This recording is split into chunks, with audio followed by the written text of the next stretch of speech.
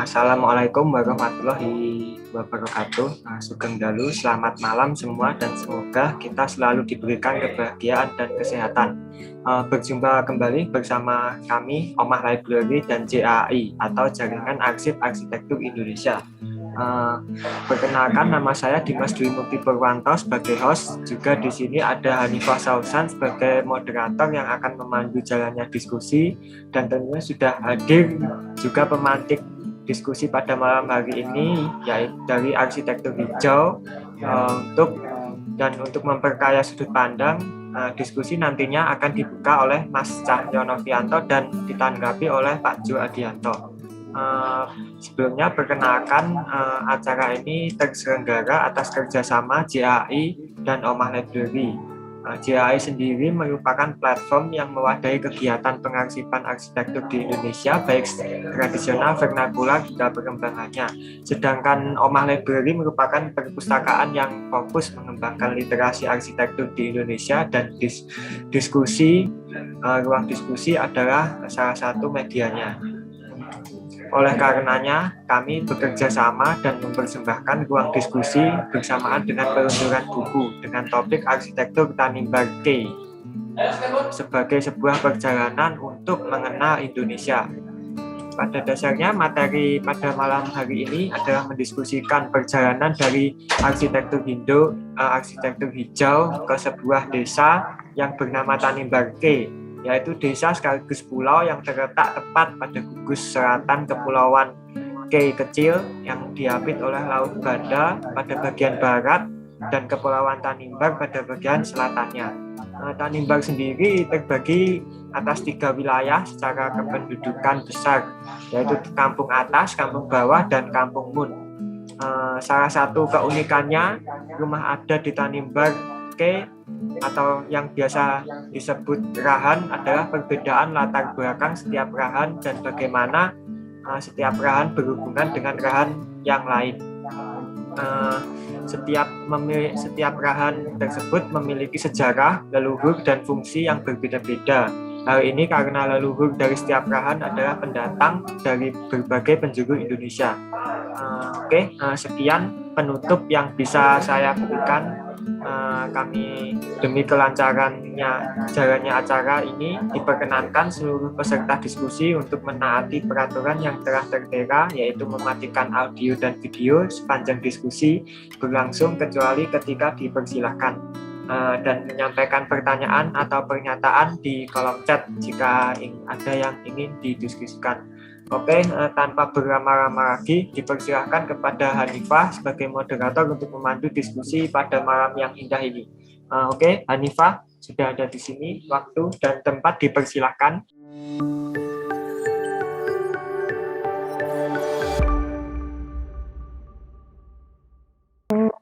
Halo, selamat malam semua. Suara saya bisa terdengar ya? Terdengar dengan jelas. Oke. Assalamualaikum warahmatullahi wabarakatuh. Selamat malam teman-teman semua. Terima kasih banyak atas kehadirannya malam ini di acara yang ke-12, sekaligus juga peluncuran buku Ohoy Tanimbar Evas. Senang sekali acara PMI ini masih bisa berlanjut sampai sekarang, dan makin sering ya diiringi dengan acara peluncuran buku. Dan kali ini alhamdulillah kita ada teman-teman dari Arsitektur Hijau, tim ekspedisi Tanimbar Key, yang sudah menyusun sebuah buku yang sangat cantik ya. Seperti ini bukunya. Di dalamnya mereka menuliskan perjalanan mereka dengan narasi yang sangat memikat tentang ketertarikan mereka terhadap Tanimbar Key, bagaimana mereka ke sana dan apa yang mereka temukan di sana. Tidak hanya arsitekturnya tapi juga sistem masyarakat yang ada di dalamnya yang membuat mereka Tanimbar Key ini seperti Indonesia kecil dengan kebineka tunggal ikaannya gitu. Nah, lebih lanjut itu akan dijelaskan oleh teman dari Arjau ya. Kita ada Armor yang sudah siap untuk menyampaikan presentasi, tapi sebelum itu kita akan ditemani oleh Mas Adianto dan juga Mas Cahyo. Mas Cahyo akan membuka acara hari ini dengan prolognya. Saya bacakan dulu CV dari Mas Cahyo. Muhammad Cahyo Novianto telah aktif berpraktik sebagai arsitek sejak 1999 dan terlibat dalam berbagai studi serta aktivitas tentang arsitektur dan urbanisme dan pengarsipan arsitektur modern Indonesia. Pada tahun 2016 menjadi peserta dalam berbagai pameran internasional, juga sering terlibat dalam penanganan bencana di Lombok, Palu, Pandeglang, dan sebagainya. Selain beliau aktif sebagai memberikan kuliah dan turut serta dalam berbagai buku yang diterbitkan oleh Omah Library, ia kini juga mengemban amanah sebagai ketua JAAI. Kemudian nanti setelah Mas Cahyo memaparkan prolognya, kita akan mendengarkan cerita dari Armor, dari arsitektur hijau tentang Tanimbar Key. Kemudian nanti akan ada Mas Johannes Adianto yang menanggapi. Saya bacakan dulu CV dari Mas Jo. Mas Jo lahir pada 1974, ia studi doktoral di ITS dengan tema konsep Jawa pada arsitektur Jawa. Kecintaan filsafat ditunjang dengan kecintaannya akan buku. Hal inilah yang menuntun Mas Jo bertemu dengan juragan buku dari Gua Omah Library, Rildes Syarif, dan menulis beberapa buku yang diterbitkan di sini. Antara lain seperti V, yang membahas tentang finance dalam berpraktek arsitektur, kemudian cara menulis sejarah arsitektur untuk mahasiswa, dan juga craftgram atau craft dan teknogram. Nah, kini ia aktif sebagai dosen di program studi arsitektur Fakultas Teknik Universitas Sriwijaya. Nah, sebelum kita mulai, saya himbau kembali untuk teman-teman mematikan mikrofon ya, untuk menjaga konduktivitas acara. Kemudian nanti kita akan diskusi ya. Jadi selama acara berlangsung, teman-teman boleh banget menyampaikan komentar atau pertanyaan di kolom chat. Baik, tanpa berlama-lama lagi, saya panggilkan Mas Cahyo untuk membuka acara. Mas Cahyo, silahkan. Terima kasih kepada Hanifah atas pengantarnya. Assalamualaikum warahmatullahi wabarakatuh. Selamat malam, salam sejahtera kepada kita semua. Pada kali ini, pada PMI yang ke-12, sangat bersyukur ya kita masih bisa mengadakan acara ini secara kontinu. Dan pada hari ini kita sudah memasuki PMI yang ke-12 ya, Perjalanan Mengenal Indonesia. Saya ingin sedikit memberikan gambaran tentang bagaimana kegiatan atau gerakan ini digerakkan secara umum ya. Jadi jaringan arsip arsitektur Indonesia bersama dengan Omah Library itu memang selalu berupaya menggandeng berbagai pihak yang memang terlibat dan berminat dengan perihal literasi, pengarsipan, dan dokumentasi arsitektur. Pola-pola yang dilakukan itu bisa juga antara lain JAAI menggagas sebuah ekspedisi, lalu termasuk juga nanti menggagas bersama dengan Omah Library penerbitan bukunya. Atau juga JAAI bekerjasama dengan institusi tertentu juga bisa menggagas sebuah program penerbitan buku. Atau seperti halnya yang sekarang ini, jadi JAI dan Omah memfasilitasi penerbitan buku dari hasil ekspedisi komunitas ya. Jadi ini adalah bagi arsitektur hijau dan JAI dan Omah ini adalah kerjasama yang kedua ya. Jadi yang pertama dulu di buku Mamasa dan yang kedua ini adalah di buku tentang Tanimbar Key. Dan insya Allah mungkin dalam yang berikutnya adalah tentang ekspedisi di Rampa Kapis ya, di Kalimantan Selatan. Nah, lalu acara ini kita namai sebagai Perjalanan Mengenal Indonesia. Bingkainya adalah bagaimana kita mengenal keindonesiaan kita melalui berbagai macam kegiatan yang sudah dilakukan oleh berbagai pihak. termasuk juga oleh komunitas mahasiswa seperti halnya arsitektur hijau ini. Dalam mengenal Indonesia itu memang banyak hal yang bisa kita jadikan pintu untuk mengenal ke-Indonesiaan kita. Secara umum memang sebagian sangat besar peserta dari PM ini tentunya adalah pihak-pihak yang memang berkecimpung di dunia arsitektur, entah sebagai mahasiswa, entah sebagai praktisi, entah sebagai akademisi. Sehingga tentunya pengenalan melalui arsitektur adalah hal yang paling akan mudah terjadi gitu ya.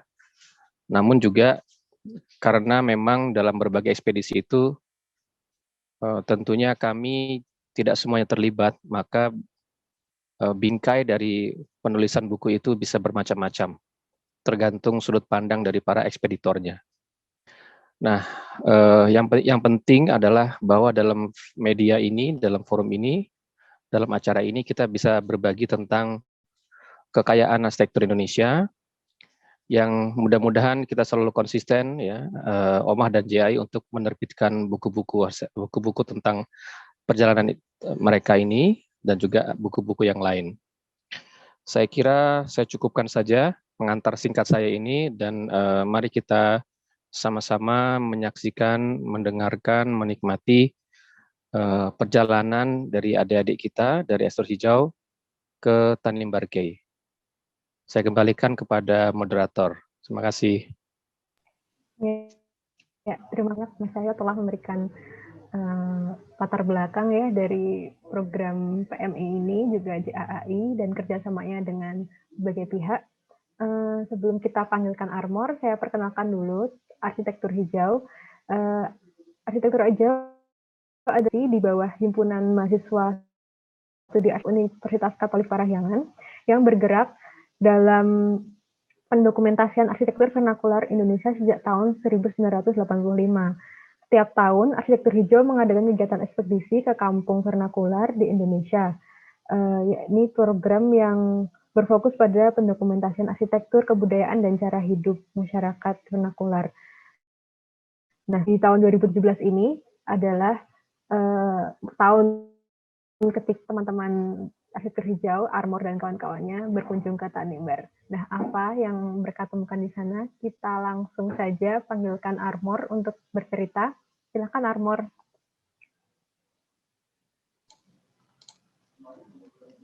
Selamat malam semuanya. Nama saya Armor. Saya di sini adalah sebagai ketua ekspedisi Tanimbar Key. Kita ke Tanimbar Key itu tahun 2017 pada bulan Juli.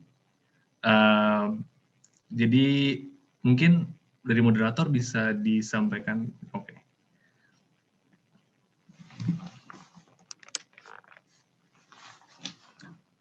Oke.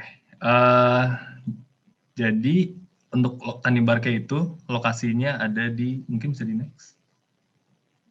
Nah, lokasinya itu ada di atasnya itu ada Kepulauan Key dan di bawahnya itu ada Kepulauan Tanimbar. Jadi mengapa disebutkan Tanimbar Key? Karena itu adalah pulau kecil yang terletak di antara dua kepulauan yang dikenal besar. Mungkin next.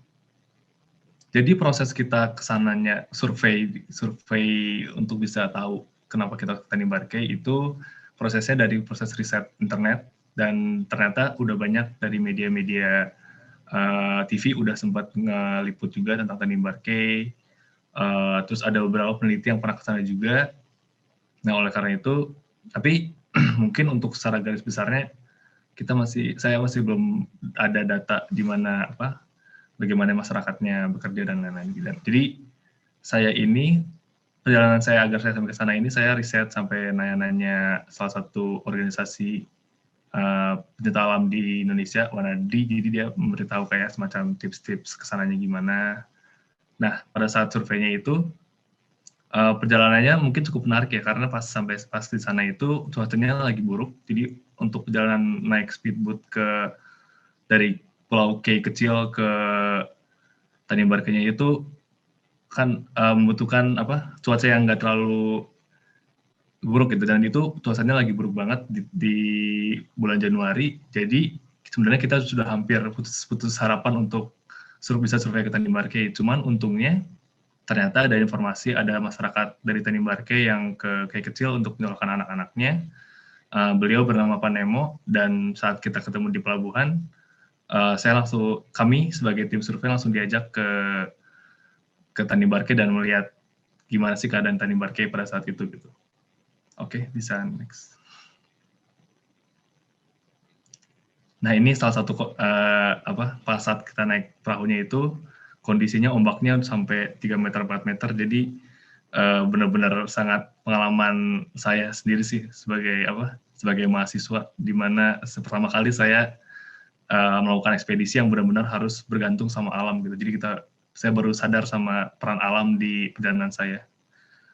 Nah, mungkin bisa next lagi. Nah, dari survei ini kami bertemu sama Pak Oce, itu yang orang yang pakai baju putih merah. Dari perjalanan ini, saya menemukan saya dan Danu. Jadi sebenarnya ada Danu yang di sebelah kanan saya yang pakai tas merah.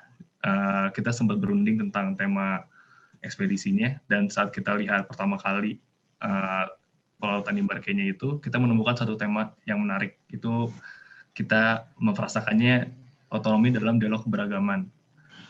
Jika dielaborasi, otonomi itu adalah sebuah kewenangan kampungnya itu sendiri dalam mengatur bagaimana mereka mengatur sistem kelangsungan di kampungnya.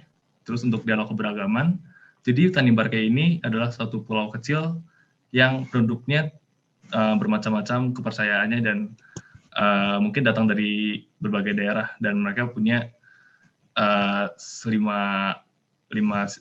tempat ibadah. Cuman saat saya ke sana survei dan saat saya ekspedisi, itu terlihat sangat damai dan sangat tentram. Jadi saya memakai kata dialog dalam keberagaman itu adalah bagaimana mereka sebagai masyarakat Tanjung Barke berdialog dari perbedaan-perbedaan itu gitu. Dan itu menjadi acuan penelitian kita untuk ekspedisinya. Jadi kita punya semacam kata jargonnya gitu, otonomi dalam dialog keberagaman. Mungkin bisa next. Jadi kan rencana kami itu untuk meneliti. Nah, sebenarnya saya ingin berkata terima kasih banyak juga ada ke Mbak Anet Levanut. Jadi Mbak Anet ini adalah salah satu orang asli Tanjung Barke yang selalu, bahkan saat kita selesai ekspedisi, dalam kita menyusun jurnal yang bertema itu, masih bisa mengasih data dan bisa klarifikasi. Jadi terima kasih banyak. Terus yang kedua, untuk Ibu Mira Pangestu, itu adalah dosen Unpar yang benar-benar mengarahkan kami sebagai tim ekspedisi untuk membentuk bagaimana alurnya, apa saja yang ingin kita keluarkan di jurnalnya. Dan kita memutuskan dalam jurnalnya itu untuk menceritakan pengalaman kita di sana, terlebihnya di bagian rumah Tanjung Barke yang menurut kami itu sangat menarik. Jadi judul bukunya adalah Ahoy Tanjung Barke Evaf, itu artinya kampung Tanjung Barke Evaf dengan satu kata kecilnya otonomi dalam dialog keberagaman sebagai temanya. Mungkin gitu kali ya. Okay. Mungkin next. Jadi perjalanannya, mungkin bisa next lagi sampai ada gambar perahunya.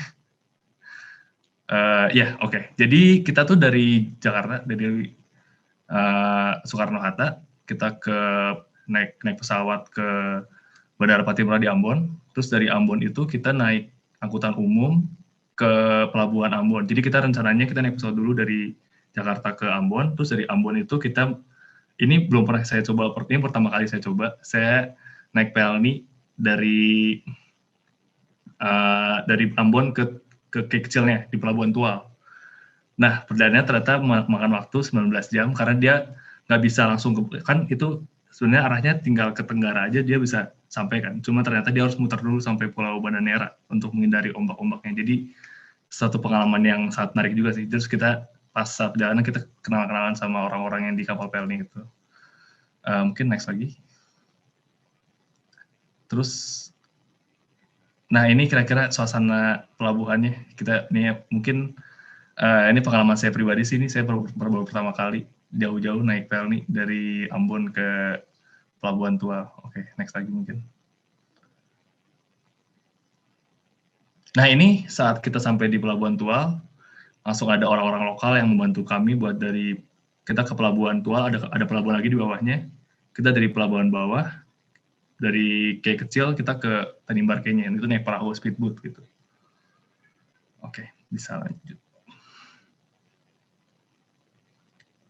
Oke, jadi ini salah satu pemandangan kita ketika kita pertama kali udah ngelihat tampak Tanimbar Quay-nya. Jadi udah bisa kelihatan banget ada dua kampung yang terlihat, ada kampung atas sama kampung bawah. Jadi yang kita lihat pas survei itu ada kampung atas sebagai kampung adatnya, dan kampung bawah itu jadi sebagai kampung yang seiring berjalannya waktu dia bertambah gitu. Terus next. Nah, dari pulaunya ini, jika dilihat dari petanya, sebenarnya walaupun dalam administratif itu ada satu kampung Tanimbar Quay, cuman dari morfologi petanya ada tiga kampung. Yang pertama itu kampung bawah yang saya sebutkan, terus kampung atas yang kampung adat, terus yang ketiga itu kampung Mun yang di kanan bawah. Itu kampung yang ditujukan untuk masyarakat Muslim. Ntar alasannya saya jelaskan di slide selanjutnya. Mungkin bisa next. Nah, jadi ini gambar pensuasanaan kami ketika kita baru sampai di teluk pertama di Tanimbar Quay. Jadi suasananya itu ada ibu lokal dari Tanimbar Quay yang menyanyikan lagu Tanimbar Quay, terus ada upacara. Jadi ini kayak semacam penyambutan gitu dari orang lokal ke pendatang baru, dikasih pasir di pantainya, terus didoakan gitu. Jadi kayak penerimaan mereka oleh kita gitu di kampungnya. Oke, bisa next.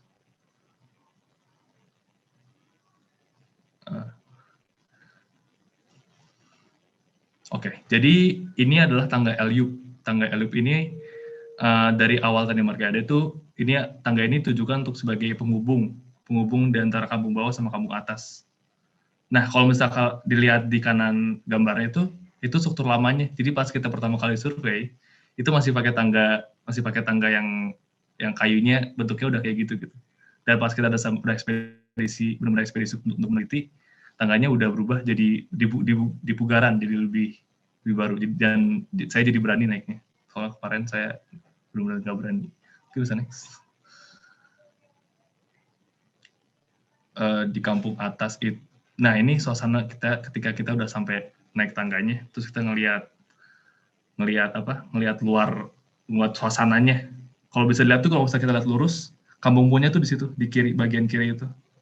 Nah, satu lagi yang menarik dari Tanimbar Quay menurut saya, jadi kan kita naik perahu dari ke teluknya ini kan, itu jam 12. Jadi airnya masih pasang, airnya masih ada. Jadi kita bisa naik perahu sampai ke dekat rumahnya. Cuman ketika udah jam 3, jam 4, itu airnya surut. Jadi kalau misalnya lihat, airnya tuh sebenarnya udah jadi pasir pantai di daerah teluknya itu. Menurut saya itu sangat menarik sih. Oke, lanjut.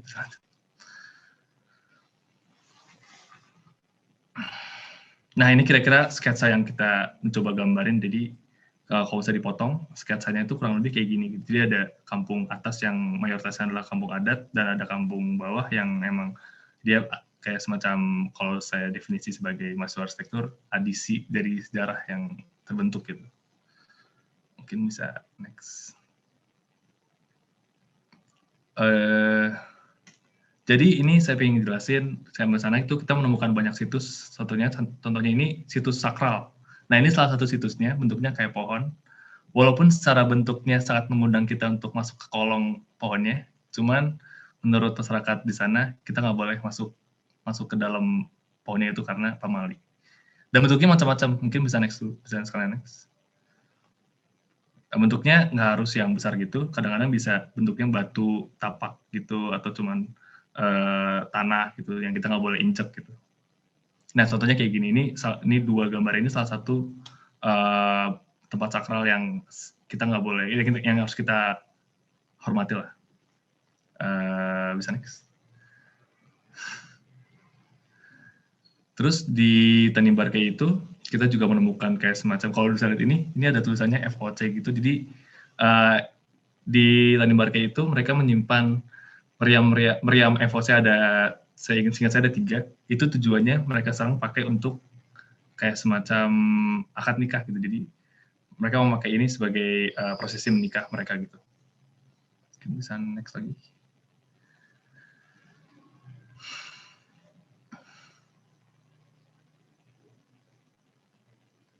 Jadi ini di pas saat kita ekspedisi juga kita menemukan mereka sedang menumbuk hotong. Hotong itu salah satu makanan pokok yang hampir menyamai sama nasi. Jadi ini bisa nutrisinya bersama kayak nasi gitu. Next.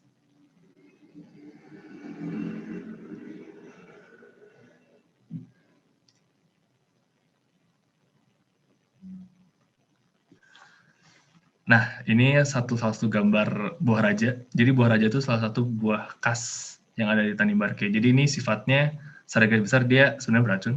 Jadi dia harus direndam berapa jam dulu baru bisa dimakan gitu. Mungkin bisa next slide. Terus gambar selanjutnya itu, jadi ada tadi kan kita udah menjelaskan buah raja sama panen hotong. Nah ini mereka juga ada pembudidaya rumput laut juga gitu, ada yang bekerjanya pembudidaya rumput laut.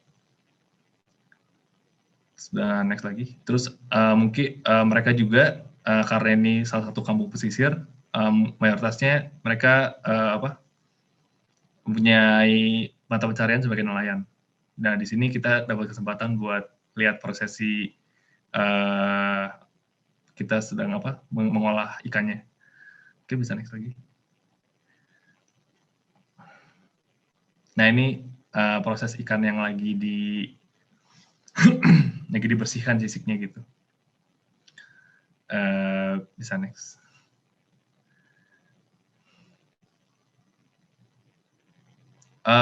Jadi untuk foto ini tuh salah satu tempat beribadah mereka Hindu gitu. Bisa next lagi. Ini aku pengen ngasih tahu aja sih ada daerah-daerah yang kepercayaan yang mereka pakai juga tuh di kampungnya gitu. Nah, next lagi. Nah, ini ada satu lagi masjid. Jadi masjid ini tuh ada di Kampung Mun. Kenapa di Kampung Mun?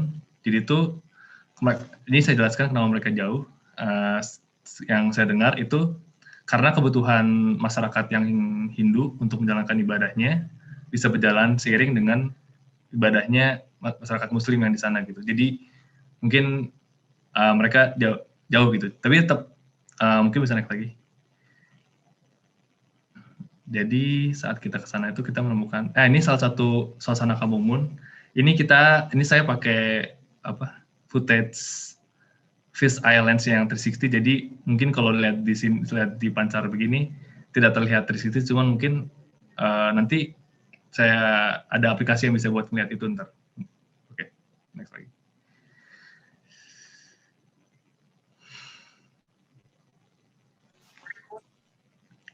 Nah, jadi ini saat kita ke sana juga ada masyarakat dari Tanimbarke ini yang ternyata sedang yang meninggal. Jadi kita saat kita ke sana ada yang meninggal, terus kita ikut untuk mengikuti prosesi pemakamannya gitu. Nah, mungkin bisa next dulu. Jadi ini suasananya itu mungkin lebih dominan, mungkin lebih terlihat dominan Hindu karena dari gambarnya banyak yang pakai topi khas Hindu itu. Cuman mungkin yang dari sini suasana yang mungkin saya sangat ingat sampai sekarang dan membuat saya yakin dengan tema saya itu adalah ketika salah satu warga lokal Paotse yang jadi pemimpin pemakaman, ketika dia mengucapkan salam akhirnya beliau mengucapkan wassalamualaikum warahmatullahi wabarakatuh, shalom, om, santi om. Dan itu pertama kali saya dengar itu, dan setelah itu saat saya ketemu sama masyarakat adat dan kepala-kepala keluarga dari setiap perahannya, saya benar-benar yakin gitu kalau wah ini secara masyarakatnya memang mereka saling berkeluarga walaupun berbeda gitu. Oke, bisa next.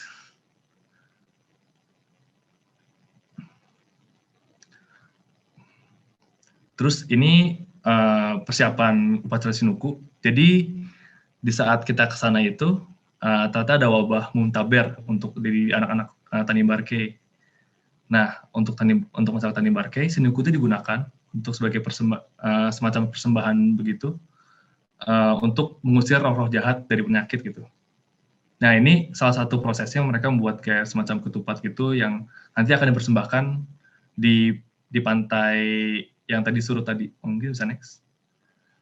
Ini salah satu suasana pembuatan ketupatnya. Ketupatnya bentuknya berbentuk kayak semacam binatang-binatang seperti itu. Mungkin bisa next lagi.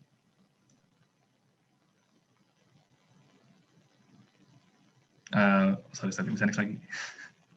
Nah, jadi ini tuh salah satu, jadi ini satu itinerary kami karena pas kita ke sana kan dia udah jam 5 ke 6, jadi udah gelap, kamera kita nggak bisa benar-benar menangkap apa yang terjadi. Jadi ini kalau diilustrasikan, ini posisinya ada di teluk yang tadi yang sedang surut. Kita jalan dari teluk yang dermaga tadi ke tengah-tengah pantainya. Terus di situ ada namanya Pacada. Dia menaruh ranting di atas batu seperti ilustrasi. Terus cara persembahannya ketupat-ketupatnya dipasang di rantingnya. Terus dia mendoakan dan menyanyikan lagu-lagu untuk leluhur untuk mengusir roh jahat gitu. Oke, bisa next.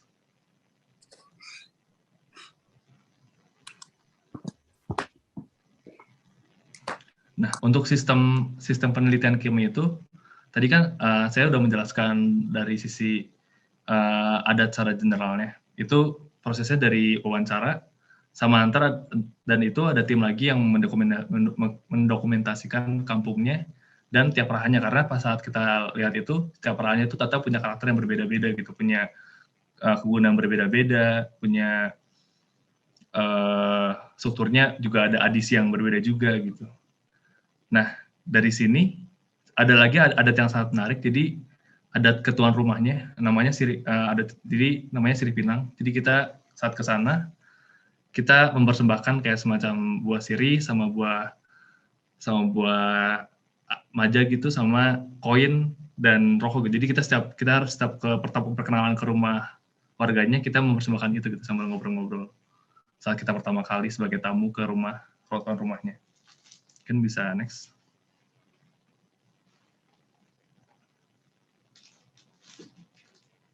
Nah, ini salah satu prosesi, contoh gambar. Ini teman saya namanya Najda. Dia sekarang lagi mendokumentasikan ukuran-ukurannya dari rahannya gitu. Mungkin bisa next lagi. Nah, ini salah satu tim kita, ada 3 Pratiwi yang paling kiri, terus ada Stella sama Raffi. Ini salah satu contoh proses kita wawancara sih. Jadi prosesnya setiap hari kita ke rumah setiap warga. Hari ini kita ke rumah mana aja, kita tanya-tanya, dan ternyata pakai temukan ternyata banyak sekali cerita-cerita menarik di setiap rahan gitu. Oke, bisa next. Nah, secara administratif itu jadi ada 2. Jadi ada ketua adat sama secara administratif ada kepala desa. Nah, kepala desanya itu yang pakai baju merah, namanya Pak Dodi. Dia orang yang menurut saya sangat baik karena saat saya pertama kali ekspedisi ke sana, dia langsung bikin sistem. Jadi untuk orang ini hidup di sini, ntar kalian kalau mau meeting di sini aja gitu. Dan jadi saya cukup terbantu banget sih sebagai ketua ekspedisi dengan kehadiran beliau gitu. Mungkin bisa next. Nah, jadi ini salah satu peta masa kampung adatnya. Jadi kalau misalnya lihat yang warnanya itu, jadi yang rumah yang berwarna, saya kasih istilah rahan, itu ada 21 di atas, kampung atas, sama ada dua di kampung bawah itu. Nah, lihat dari zona warnanya itu, saya jelasin generalnya. Jadi mereka memakai sistem komplek. Kompleknya itu kalau lihat dari petanya ada Lalontamo, ada Yalmaf, ada Farwan, dari Sawarta Wabum, dan sebagainya. Nah, jadi mereka ini sistemnya itu memakai sistem di mana kalau misalnya ada urusan keluarga, dia ada kepala kompleknya lagi gitu. Jadi kalau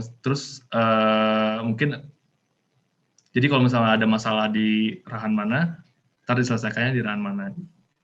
Setiap permasalahan keluarga gitu. Mungkin bisa next lagi. Mungkin ini abis ini saya mau jelasin mau kasih gambaran aja sih rahan tiap rahannya, cuman nggak semuanya. Saya kasih sampel aja. Yang pertama ini rahan teli. Ini rahan teli ini rahan yang paling besar, sama dia rahan yang pertama dan yang paling tua. Dia udah lebih dari 2 abad. Oke, bisa next.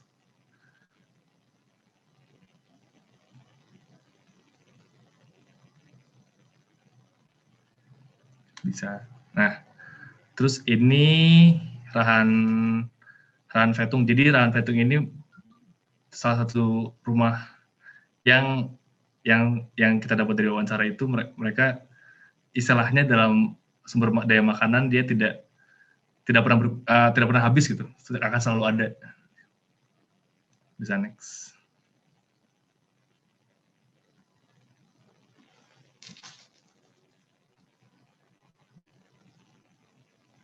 Mungkin bisa. Nah, ini terus selanjutnya, ini rahan teli.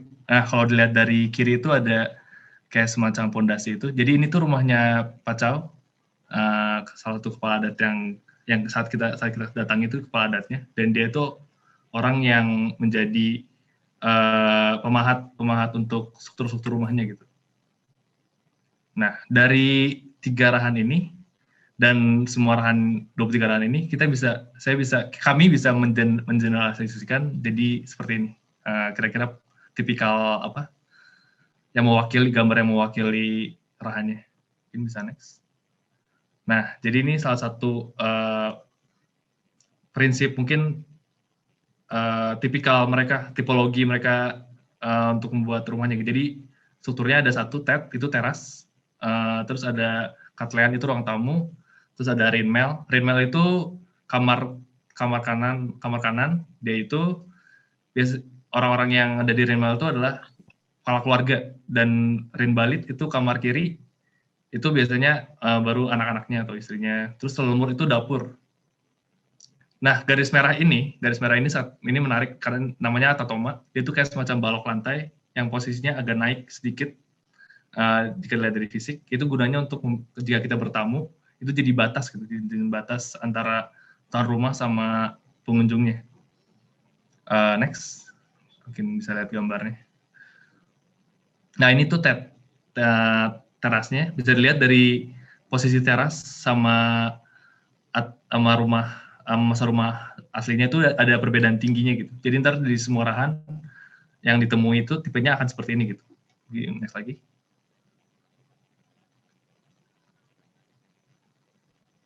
Nah, di sini itu teman saya, ada Andi sama Yana. Nah, itu tuh yang di bawah ada tatoma, sama di kiri ada kepala keluarga dari rahannya itu. Itu mungkin bisa cukup menggambarkan peran atatomanya itu kali ya. Sama kalau misalnya dilihat itu, habis balok ada loteng, itu istilahnya namanya velaran. Jadi ada, untuk beberapa rahan itu, di atas loteng itu biasanya ada objek adat yang kita nggak bisa foto gitu. Bentuknya patung ayam, mukanya saya lupa sih teman. Dia salah satu benda yang kita nggak boleh foto. Oke, next. Terus mungkin gambar selanjutnya menjelaskan gambar lelemurnya. Jadi kondisi dapurnya kurang lebih kayak gini gitu. Oke, bisa next lagi. Nah, jadi untuk sistem konstruksinya, yang pertama itu mereka memilih material kayunya itu dari kayu akasia sama kayu besi. Nah, mereka itu dapatnya bukan dari kampung Tanimbarke, cuma dari pulau sekitarnya. Nah, ini jadi itu mereka habis mendapatkan kayunya, mengambil kayunya, habis itu tadi dipahat. Awalnya mereka pahat menjadi elemen struktural dulu, contohnya pondasi ini lihat tanah sama yang jadi dipahat dulu, habis itu digali tanahnya. Jadi untuk gali tanahnya itu ada satu galian yang mungkin agak lebih spesial dari yang lain, dia dikasih nama tiang raja gitu. Jadi biasanya diletakkan di kanan belakang. Selanjutnya digali juga untuk clear iyaan. Nah, untuk tanah raja ini dia galiannya lebih dalam, sama tiangnya pemasangannya lebih dalam gitu. setelah dipasang tiang utamanya itu, baru dipasang digali dan dipasang juga lirtanat sama warannya. Ini kayak semacam pondasi untuk lantainya. Nah, dilihat dari detailnya, ini detail-detailnya yang kita amati, dia pakai sistem interlocking. Nah, itu bisa dilihat istilah namanya dan istilahnya. Setelahnya baru dipasang struktur lantainya sama penutupnya roat. Ini bisa next. Nah, saat pemasangan roat juga baru dipasang juga tuh struktur kayak semacam kuda-kudanya untuk atapnya. Habis itu mereka pasang sekalian sama loteng velaranya. Terus baru mereka pasang struktur atap untuk pasang atapnya, terus baru mereka ditutup sama atapnya. Mungkin kurang lebih gitu kali ya sistem strukturalnya, proses konstruksinya. Nah, untuk yang sekarang kami sangat beruntung karena di gambarnya itu kita bisa ngelihat ada satu rahan yang pas kita ke sana itu lagi di pugaran gitu. Mungkin bisa lihat gambarnya di next. Nah, ini rahan Waslodar. Jadi pas kita pertama kali sini kita udah bisa ngelihat struktur cara bentuknya gimana, lagi matanya gimana. Jadi ini saya sebagai tim ekspedisi sangat beruntung sih bisa pas kita kesana udah ada kayak semacam proses setengahnya dari rumah adatnya rahannya itu. Oke, bisa next lagi. Nah, ini salah satu foto join-joinnya mungkin yang memakai kayu yang udah baru gitu. Bisa next lagi.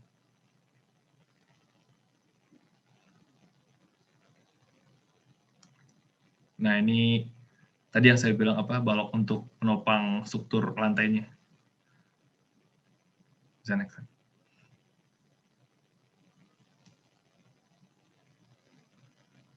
Untuk finishing dindingnya itu biasanya mereka memakai kayu, cuman ada beberapa rahan yang memakai kayak semacam adukan koral gitu, jadi punya struktur kerang-kerang kasar gitu.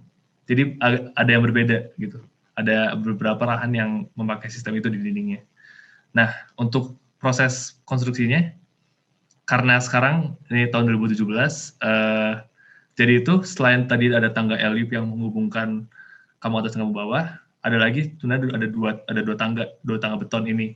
Nah, yang kami lihat sih untuk yang pembangunan rahan Waslodar ini, mereka memakai sistem gotong royong gitu. Jadi di tangga betonnya gitu. Oke, bisa next. Oke, mungkin itu aja dari kami.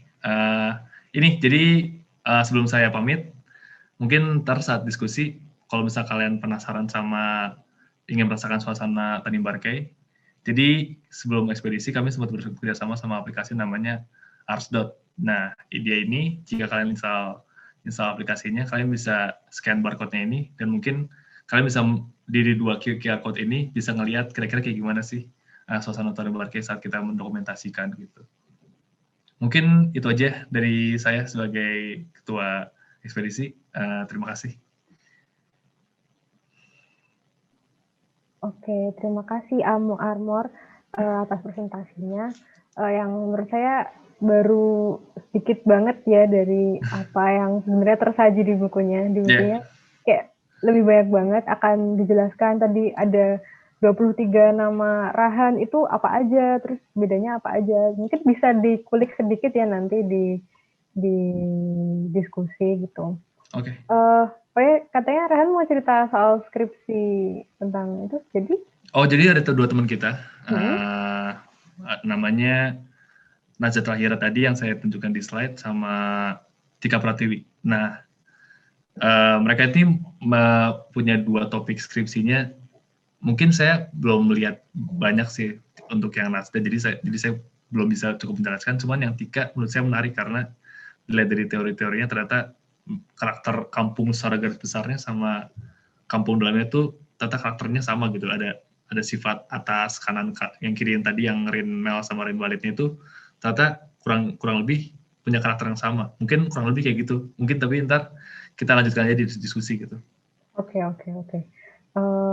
Terima kasih sekali lagi untuk Armor atas presentasinya. Ini giliran Mas Jo untuk menanggapi presentasinya dan mungkin memberikan konteks yang lebih luas ya tentang apa oleh teman-teman dari arsitektur hijau ini. Silakan Mas Jo. Oke, terima kasih. Terdengar suara saya? Ya, terdengar jelas. Oh, Silakan. Oke, sebelumnya perkenalkan saya Yohanes Adianto, tadi udah diperkenalkan. Saya kebetulan diminta untuk sedikit memberi ulasan dan ada sedikit titipan berita duka sih sebenarnya. Dan ini mungkin terkait erat dengan Arjau dan Civitas Akademika Arsitektur yang di Unpar. Sore tadi ibu dari Pak Yohanes Widodo itu meninggal dunia jam 15.50. Jadi mungkin persembahan dari Arjo ini sebagai apresiasi atas jasa-jasa Pak Yohanes Widodo terutama, dan kaitannya untuk ya kita kumpul bersama untuk mendoakan ibu dari Pak Yohanes Widodo supaya arwahnya diterima di sisinya. Itu izin untuk share screen. Ini juga tidak janjian. So dari siang atau sore tadi saya coba bikin slide. Sudah terlihat ya? Slide saya? Oke. Tidak janjian juga. Tadi ada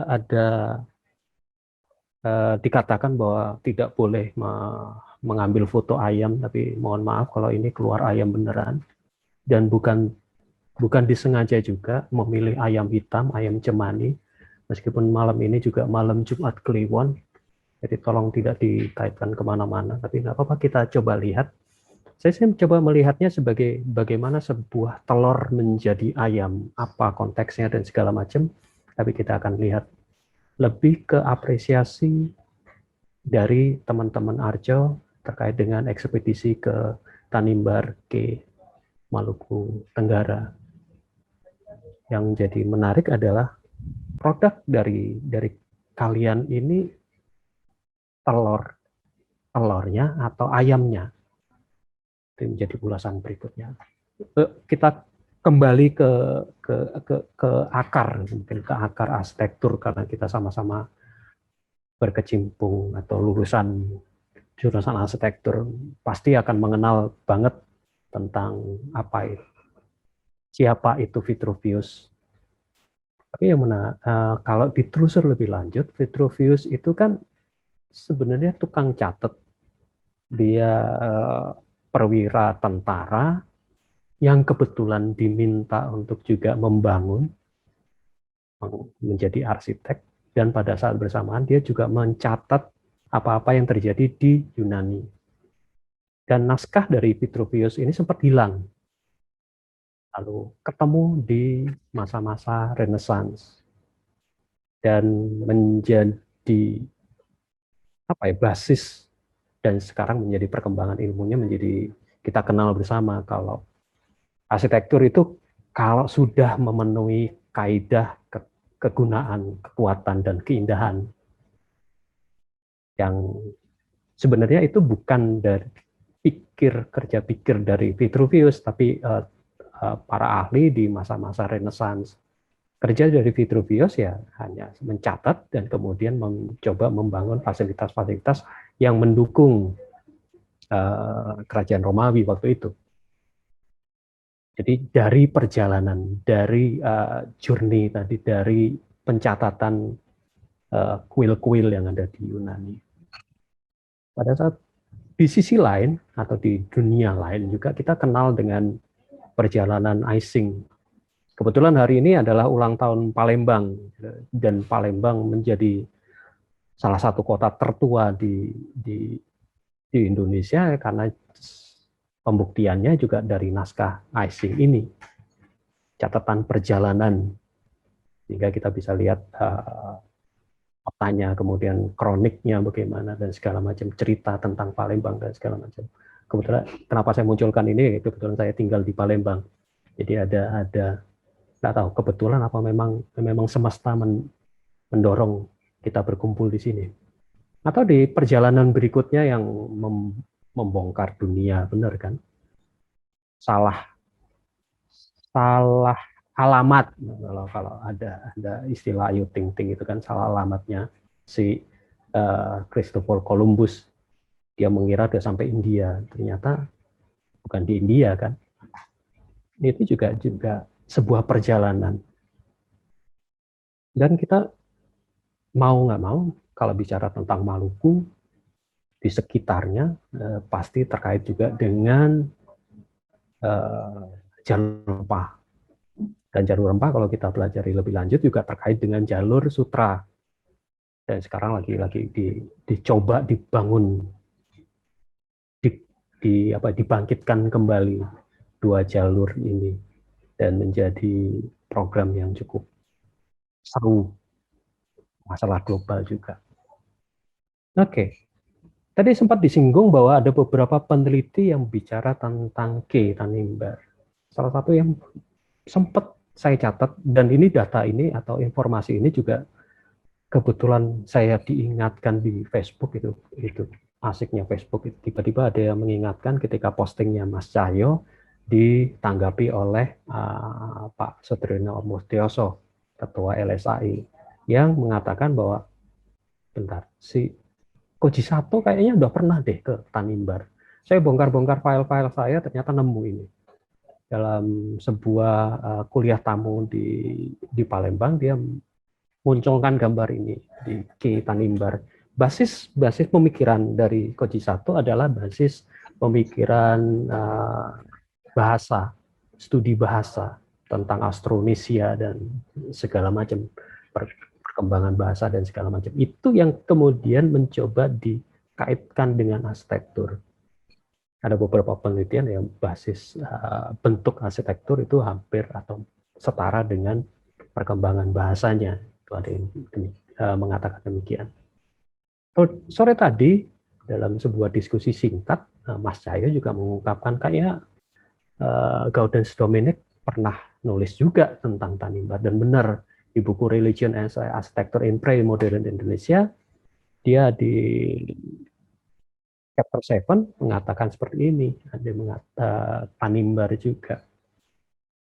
Dan kalau kita bisa lihat ini kan, some structure characteristic, bla bla bla dan segala macam, dan menyebutkan ada beberapa nama juga.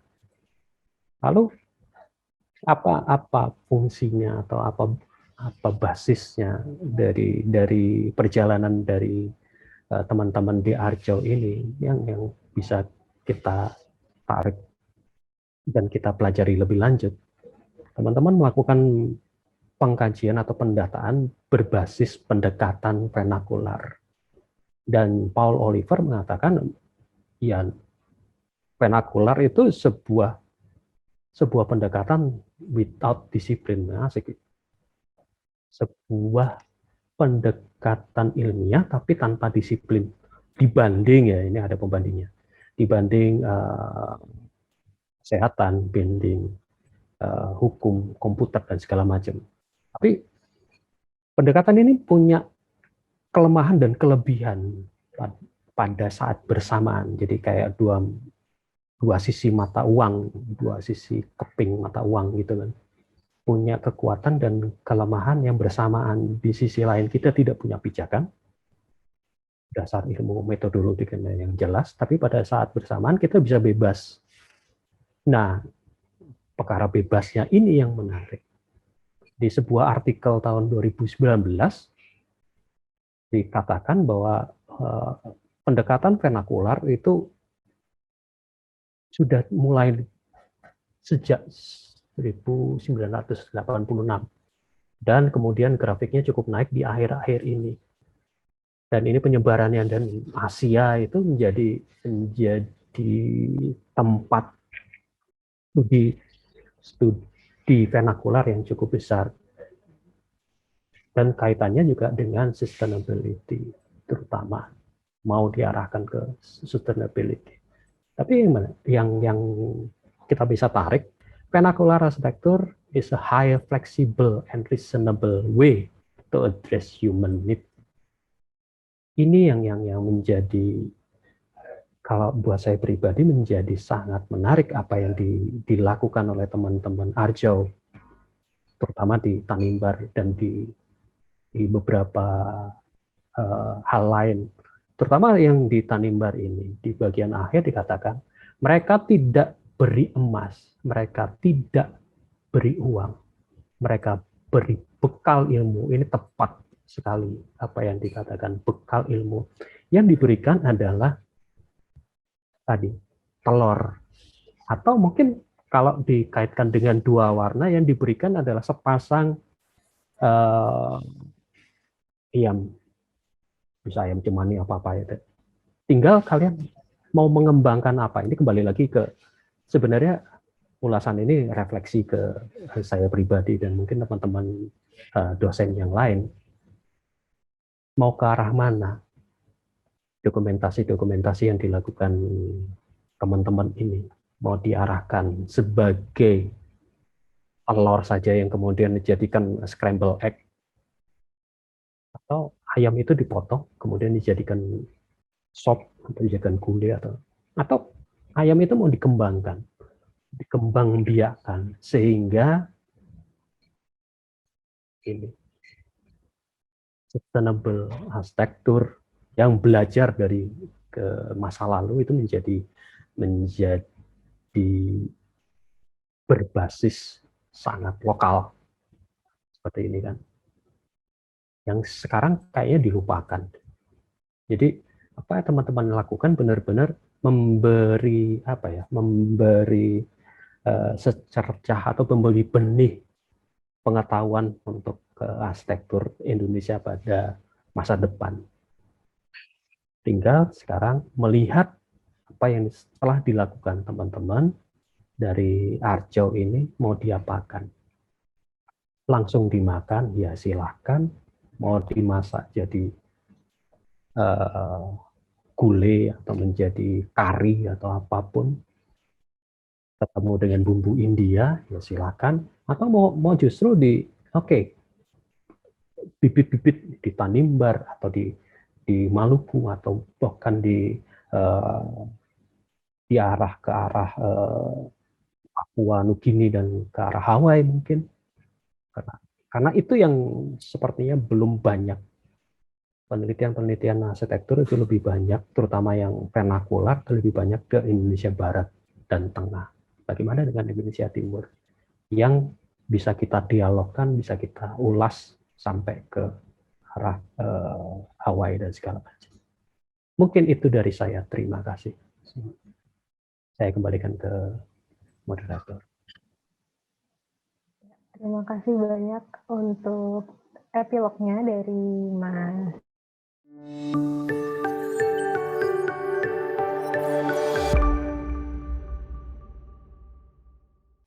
Kita masuk ke bagian diskusi ya. Teman mengajukan pertanyaan, ingin memberikan komentar tentang apa yang sudah dipresentasikan dari ketiga pembicara kita hari ini. Silakan dituliskan di kolom chat. Ini ada pertanyaan dari Handayani. Sepertinya dia agak kurang konsen ya tadi karena Mas Do menyebutkan malam Jumat Kliwon, jadi dia menuliskan pertanyaan pertama gitu. Saya bacakan dulu. Oh, atau Kak Handayani mau bertanya langsung? Boleh, Mbak. Iya. Boleh langsung. Iya, silahkan. Saya banyak penasarannya nih. Yang pertama itu bangunannya tadi dari Dena saya lihat ada daerah private, ada daerah service yang di belakang, ada daerah publik yang di depan ya. Kalau kita anak arsitek pasti kan bicaranya gitu ya. Nah, yang saya mau tahu dari bentuk bangunannya tersebut kita nggak banyak hal yang kita nggak boleh ini, yang pamali gitu istilahnya. Nah, apakah dari pembagian zona-zona tersebut ada pembagian yang jelas gitu? Misalnya ada penutup, entah itu tirai, entah itu pintu masif gitu. Jadi supaya saya bisa supaya saya bisa membayangkan bagaimana mereka itu mempertahankan kehormatannya mungkin ya. Jadi sama orang asing, sama orang luar itu nggak mudah bergaul, nggak mudah akrab gitu intinya. Dan tapi tadi ada beberapa mahasiswa yang masuk ke dalam rumah dan kita bisa lihat di bagian atasnya itu ada daerah yang nggak boleh dilihat gitu. Jadi bagaimana timnya Mas Armor tadi membagi zona-zona di dalam rumah-rumahnya kaum K itu. Terus karena yang kedua, karena saya background-nya ada sedikit sipilnya, jadi saya mau tanya bagaimana itu hubungan antara elemen bawah yang tiang-tiang tadi dengan yang ruang tengah, kemudian antara ruang tengah dengan atap serta penutup atapnya. Itu pertanyaan saya yang kedua. Yang ketiga, dari tiang-tiang yang di bawah tadi, itu kan ada umpaknya ya.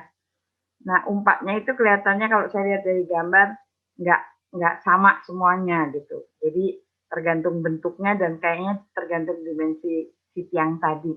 Pertanyaan saya, apakah si tiang-tiang umpak ini tadi hanya berdiri di atas muka tanah sehingga kita bisa, kalau saya menebaknya muka tanahnya itu berarti keras benar gitu sampai dia nggak bisa ada penurunan gitu, atau ada sebagian dari badan umpak itu yang bagian bawah yang ditanam jadi digali sedikit terus ditanam gitu. Kenapa saya bertanya itu? Saya mempertanyakan tentang kestabilan bangunan karena ini kan bangunannya ada beberapa segmen dan dia nggak sama tingginya gitu. Jadi kemungkinan untuk adanya pergoyangan itu kan besar sekali. Nah, saya mau mempertimbangkan kira-kira seperti apa sih mereka waktu membuat rumah mempertimbangkan kestabilan terhadap beban-beban lateral, beban horizontal, dan beban gravitasi. Kira-kira itu ada 3, Mbak. Nanti bisa ditanya bisa saya perjelas deh kalau nggak jelas maksudnya. Terima kasih, Mbak. Oke, terima kasih pertanyaannya Ibu Handayani. Armor mungkin bisa nyalakan mic. Pengen jawab yang mana dulu nih? Selamat malam Ibu Handayani. Jadi ini mungkin saya pilih pertanyaan dulu yang bisa jawab awal-awal. Mungkin yang pertama yang soal sakral dan tidak sakralnya, Bu ya. Ya. Jadi saat saya survei itu kan ada beberapa warga yang tidak bisa berbicara bahasa Indonesia. Jadi saat saya ke sana itu memang dari orang yang menerima kami itu kan Pak Oce. Jadi Pak Oce itu dari awal mereka sudah menjelaskan gitu. Setiap ke rumah-rumah tertentu, misalnya Mor ini ada beberapa ini yang kita nggak bisa. Jadi dia ngasih batasannya gitu Bu untuk sebagai ininya. Tapi untuk yang survei itu hanya untuk beberapa lahan. Dan yang tadi saya bilang ada benda yang nggak bisa difoto tuh sebenarnya bisa dilihat dan bisa kelihatan Bu. Waktu itu hampir saya pernah sketsa juga, cuma tidak boleh difoto aja Bu gitu. Oh ya. Gitu. Terus tadi pertanyaannya juga soal bagaimana mereka bisa menutup dengan orang luar ya Bu ya? Ya. Membatasi dirinya dengan orang luar gitu, sama tamu gitu misalnya, menjaga privasinya dia gitu. Apakah pakai tirai gitu, yang dari teras kalian duduk-duduk tadi tuh, terus kan ada pintu tuh. Ya. Nah, apa pintu masif gitu. Jadi kita bisa menilai, oh private banget nih, oh dia nggak mau dilihat nih gitu, atau gimana gitu. Sebenarnya saya sudah pernah, tapi saya ketual dan waktu itu saya proyeknya pelabuhan karena aku bau-bau sipil, jadi nggak concern sama bangunan-bangunan asli. Saya sempat pernah ke sana, tapi mungkin bukan ke K barangkali ya. Saya ke Tualnya, yang ada pelabuhannya. Itu kira-kira informasinya. Ya, oke. Untuk pembagian ruangnya, jadi mungkin saya jelasin aja prosesi saya ketemu sama setiap warga rumahnya kali ya Bu ya. Jadi ini dari tim wawancara itu ada Raffi, ada Stella sama Tika. Jadi dia juga diantar sama warga lokal namanya Pak Is. Nah itu, jadi yang saya anggap itu mereka sebelum harus ke rumah masing-masing warganya, itu emang ada warga lokal yang ngetuk duluan Bu. Jadi kayak ini ada mahasiswa yang lagi mau wawancara gitu. Jadi prosesnya kita wawancara dulu. Nanti ketika saat wawancara sudah selesai, kita dari terus ada tim ngukur juga, minta isi juga buat ngukur setiap peran rumahnya gitu. Setiap rumahnya kita ukur. Mungkin kurang lebih udah menjelaskan belum soal beda-beda ruangan. Terus untuk beda ruangannya, ada beberapa ruang yang ada diberi tirai. Cuman untuk ada beberapa arahan yang sama sekali nggak ada tirainya sama sekali begitu. Jadi tapi ada dengan ruang yang sama. Misalnya ruang yang buat kepala keluarga tadi. Yang Kemel itu ya ada penutup tirainya Bu. Cuman untuk Katleani itu ada beberapa yang ada tirainya, ada beberapa yang tidak ada gitu. Oke. Mungkin saya juga ini kan salah satu yang mungkin tidak begitu tercatat di buku ya Bu ya. Mungkin saya bisa minta bantuan ke Anet Levmanut, mungkin bisa moderator bisa mengizinkan untuk berbicara masih masukan ini. Silakan, siapa? Anet Levmanut untuk soal pembagi ruang di ruang tamunya. Oh iya, Anet Levmanut bisa menyalakan mic, silakan. Maaf di sini keterbatasan listrik jadi sedikit gelap. Oh ini lagi di. Oh iya. Ya. Untuk yang tadi pertanyaan dari Ibu siapa tadi? Handayani. Oh, Ibu Handayani, untuk bahan itu yang ada itu cuma di ring mil dan ring balit, dan itu privacy karena itu kamar dari pemilik rumah.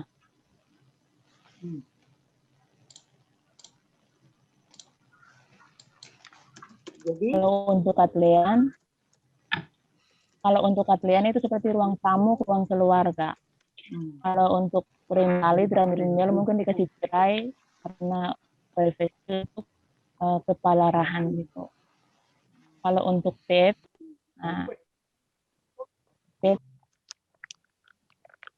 Halo. Sepertinya terputus. Mungkin nanti saya Bu Handayani, nanti saya coba tanya lagi via itu kita mungkin Anet bisa menjawab via chat untuk jawaban soal pembatas ruang di Katlean tadi.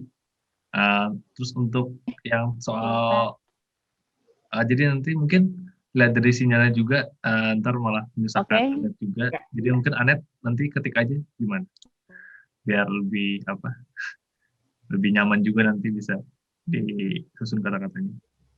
Halo Anet. Halo. Maaf di sini sinyalnya agak sedikit error.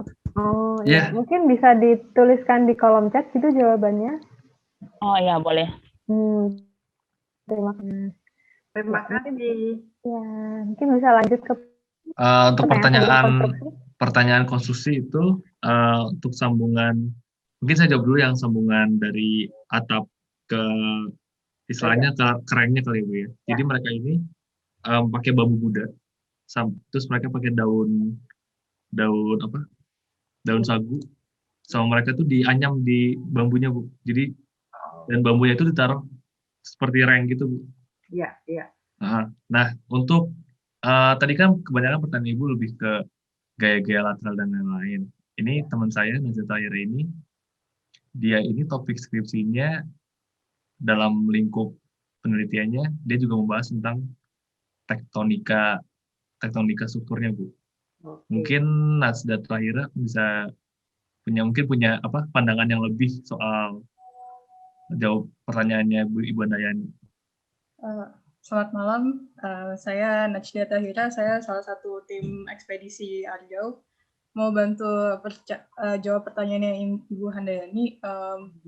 Ini join-join yang dipakai di Rahan itu ada mortise tenon, lap join, sama scarf join, dan ikatan untuk penutup atap ke rangka atapnya. Jadi yang tadi dijelaskan oleh Armor itu bambu mudanya diikatkan pakai namanya rahat, itu kayak daun seperti akar tanaman kering yang ada di sekitar Tanimbarke itu.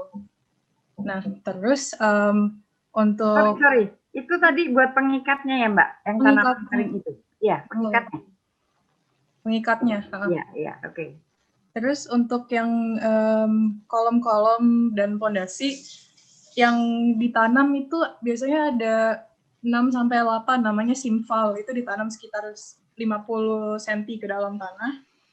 Sementara yang lain-lainnya itu ditaruh di atas tanah tapi nggak menerus ke rangka atap. Jadi yang menerus ke rangka atap pasti ditanam ke tanah. Okay. Tapi yang lain bantu menopang ditaruh di atas tanah. Okay. Mungkin nanti kalau Ibu mau lihat, saya sebenarnya menulis skripsi tentang tektonikanya, saya bisa kasih foto-fotonya dan analisa strukturnya. Baik, terima kasih banget. Udah ya? Udah jawab? Gini, saya lihat beberapa di arsitektur Nusantara ini pakai struktur ikat, terus material yang mengikat itu biasanya kalau nggak rotan atau ada jenis pohon yang diambil kulit batangnya. Kalau yang di Sumatera Utara tuh saya lihat ada 5-7 helai, kemudian dikepang, dijalin, lalu dibuat pengikat sehingga kalau ada yang putus masih ada elemen yang lain. Nah kalau di sini, kalau di Tanimbar ini menggunakan apa gitu? Kalau rotan biasanya dia muai terhadap air maupun cahaya matahari, dia bisa istilahnya kalau anak muda tuh ulur kedetnya lebih gampang gitu. Kalau yang saya tahu di Irian waktu itu ada acara di UKDW itu juga mempergunakan sejenis batang, sejenis pohon yang diambil serat kulit batangnya. Nah kalau di sini apa tuh Mbak ininya, apa materialnya gitu? Karena mungkin bisa diukur nanti kuat tarik dan kuat mengkeratnya, ringkitnya tuh, sehingga bisa diukur seberapa kuat elemen pengikat tadi menahan gaya lateral misalnya angin, yang paling serem itu kan angin. Karena angin itu datang dan menghisap gitu. Nah, yang saya kepengen tahu materialnya tuh apa gitu, sejenis tanaman atau apa gitu. Kira-kira gitu yang pengen saya ketahui. Terima kasih banget tuh, pengetahuannya banyak banget nih didapat. Makasih Mas Amor. Terima kasih kembali Ibu Handayani. Karena subjekku struktur Mas, jadi aku arahnya ke sana pasti. Baik, terima kasih Bu Handayani. Makasih juga Najda ya sudah bergabung untuk menjawab. Kita berlanjut ke pertanyaan selanjutnya. Ini ada Gali Hatala yang tanya langsung. Gali Hatala mungkin bisa menyalakan mic-nya, silahkan.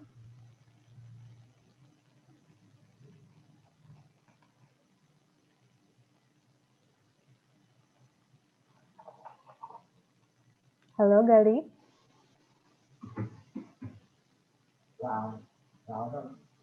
Oke, mungkin kita lanjut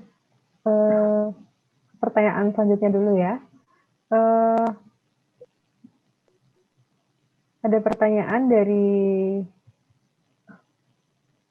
Hadisu. Saya Hadi, interior designer, ingin bertanya, Ada 3 pertanyaan nih. Yang pertama, apa yang membedakan tiap rahan ya? Status sosialnya kah? Aktivitas penghuninya kah? Gitu. Nah, 23 rahan tuh bedanya apa sih? Gitu. Gimana, Armor? Mungkin bisa lanjutin dibaca dulu. Jadi sekalian Oh, saya oke. juga menyusun kata-kata jawabannya. Oke. Yang kedua, antara kampung adat dan kampung bawah, apakah aktivitas? Misalnya kampung adat lebih dominan karena hidup di dataran lebih tinggi dan kampung bawah sesuai yang tadi dibilang mayoritas nelayan. Kemudian yang ketiga, terus tadi saya lihat sudah mulai ada pengaruh agama modern di kampung Tanjung Barkei. Apakah ada pengaruh atau perubahan yang berdampak terhadap struktur rumah atau ruang adat di sana? Terima kasih. Ya, silahkan Armor. Oke. Mungkin saya lihat di pertanyaan ketiga dulu kali ya. Pertanyaan kalian lebih mungkin saya bisa jawabnya lebih simpel. Jadi untuk perubahan terhadap struktur rumah dan ruang adat di sana, secara garis besar ya, ada beberapa rumah-rumah yang udah ada adisinya penyambungan struktur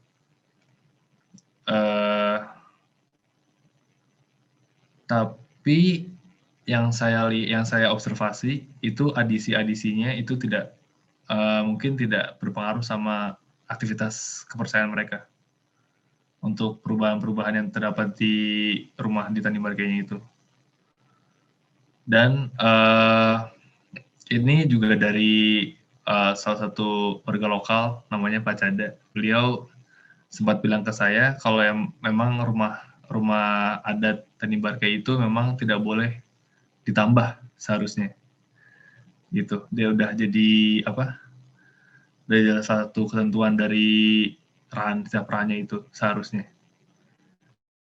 Cuman mungkin dari kebutuhan modern juga dari setiap rahan nanti, kalau misalnya nanti sebenarnya saya pengen ngejelasin setiap arahan satu persatu sih, cuma mungkin gara-gara waktunya nanti akan sangat lama jika saya kasih fisiknya gambar fisiknya satu persatu. Mungkin yang bisa saya jelaskan dalam jurnalisinya itu mereka yang seperti saya jelaskan ada prinsip yang tadi ada katlean, ada tet, ada lalumur. Cuma sering berjalannya waktu ada penambahan struktur seperti itu gitu. Mungkin itu jawabannya. Ketiga, kira-kira Mas Hadi udah terjawab belum misalnya yang nomor 3? Saya nambah pertanyaan nggak tentang itu? Oke, boleh. Yang tadi dimaksud menambah itu menambah jumlah ranah atau menambah ruang atau menambah elemen bangunan gitu? Kalau dari kata beliau itu tidak boleh ditambah. Nah, saya asumsinya tidak boleh ditambah itu dalam bentuknya di ekspansi struktur di rahannya itu, kurang lebih Mbak Ufi. Terus antara kampung adat dan kampung bawah apakah ada perbedaan aktivitas? Jadi yang kami amati di sana itu warga-warganya itu ada beberapa warga seperti Pak Tuce yang dia memang ada rumah yang di bawah sama ada rumah yang di atas. Jadi untuk kegiatannya benar sih, benar. Tapi untuk bukan berarti masyarakat yang ada di atas itu mereka pasti berkebun, dan bukan berarti orang yang di bawah itu pasti jadi nelayan gitu. Karena sebenarnya dua kampung itu tuh sebenarnya sedikit berhubungan. Antara dua yang membedakan itu sebenarnya karena dari sejarahnya juga, itu kan dimulainya, jadi kalau misalnya dari sejarahnya dimulainya dari atasnya dulu tuh Mas Hadi. Terus setelah berkembangnya waktu ada penjajahan dari Jepang dan lain-lain, akhirnya ada ekspansi ke bawah sama ada penambahan-penambahan elemen struktural dari masyarakat gitu, dari pemerintah. Tapi secara adatnya sebenarnya jadi inti mulainya dari Tanjung Barkei itu ada di kampung atas gitu. Jadi bukan bergerak di dua atas bawah, tapi memang dari atas dulu, baru di bawahnya itu setelah ada perkembangan waktunya gitu. Kira-kira Mas tadi udah terjawab belum yang nomor 2? Oke, lanjut dulu berarti yang pertanyaan nomor 1 ya. Jadi apa yang membedakan tiap rahannya, status sosialnya kah, aktivitas penghuninya kah? Secara secara simpel sekali, itu sifatnya dari yang saya lihat dari yang paling pertama. Jadi keluarga yang paling tua. Sama karakter-karakternya biasanya yang bisa saya jelaskan ada Rahan yang dia ngatur yang mereka bertanggung jawab untuk mengatasi orang sakit, contohnya Rahan Toker. Jadi Rahan Toker itu yang di foto ada ibu-ibu bikin ketupat, ibu-ibu lokal bikin ketupat, itu salah satu. Dia posisinya di Rahan Toker, dia itu memang mempunyai semacam tugas untuk kalau misalnya ada orang sakit perginya ke sana gitu, kurang lebih gitu. Dan saya juga memberi kesempatan ke teman saya, namanya Tika Pratiwi. Mungkin topik skripsinya agak nggak bisa dihubungkan sama pertanyaan nomor 1 ya. Mungkin Tika Pratiwi bisa sedikit menjelaskan juga, mungkin bisa membantu dengan perspektifnya sendiri.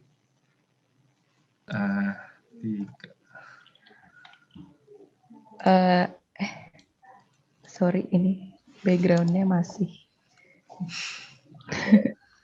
Sebentar ya. Iya, nggak apa-apa.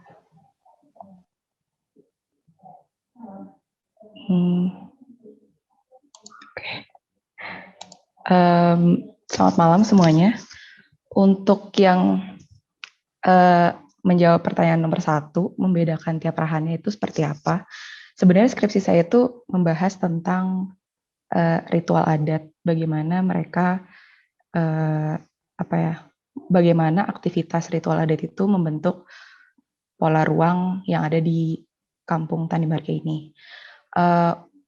Saya sempat baca, tapi memang waktu skripsi sih. Apa sih perbedaan rahannya itu memang ada status sosial, terutama status dari kekeluarganya itu sendiri.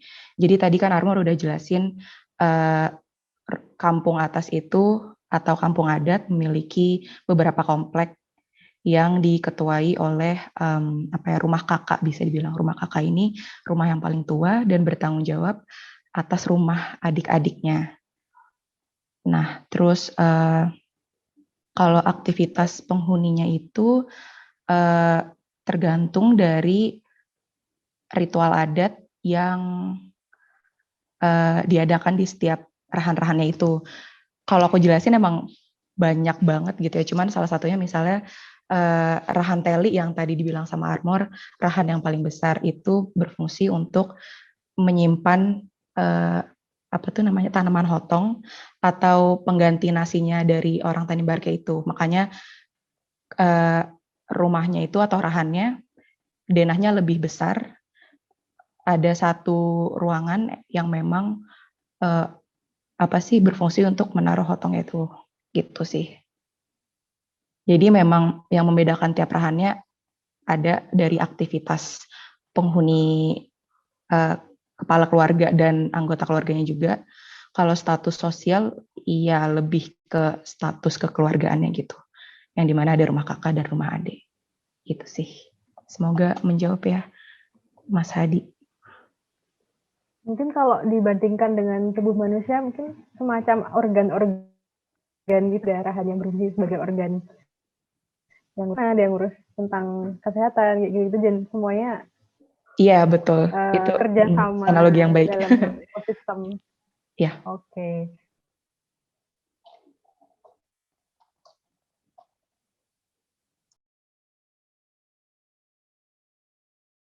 Mbak Hanifah di mute, sorry nggak kedengeran. Maaf. Ya itu tadi pertanyaan dari Hadi. Semoga sudah terjawab. Kemudian ada Bahrun Arjo yang menanyakan hal yang kurang lebih mirip ya. Perbedaan penataan tipologi masing-masing rahan dan bentuk dan aktivitas di dalamnya kurang lebih sudah terjawab ya. Kemudian tadi ada Kak Anet yang membalas pertanyaannya dari Bu Handayani tentang ini ya, privasi dan material yang digunakan untuk menjaga privasi itu. Kurang lebih setiap rumah punya kamar atau rin untuk privasi yang kami asumsikan tertutup ya. Kemudian yang disebut katland dan teras yang disebut tet itu terbuka saja begitu Bu. Ya, semoga menjawab pertanyaan Bu Handayani yang tadi ya. Kemudian ada pertanyaan dari Yasinta Irma, apakah material dari tanaman digunakan pada rumah adat ini? Kalau iya, pada elemen bangunan bagian mana ya? Sebentar, saya kok nggak ada pertanyaannya. Bisa diulangi lagi nggak pertanyaannya, Mbak Ufi? Apakah material dari tanaman sagu yang digunakan pada adat ini? Kalau iya, pada elemen bangunan bagian mana?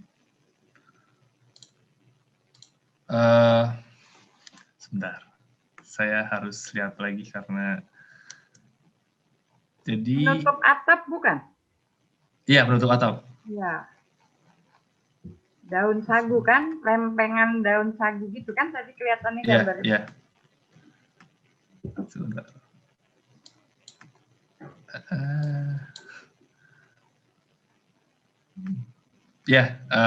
Yang tadi saya bilang mungkin ada di atap, ada di atapnya. Oke. Mungkin kira-kira menjawab nggak?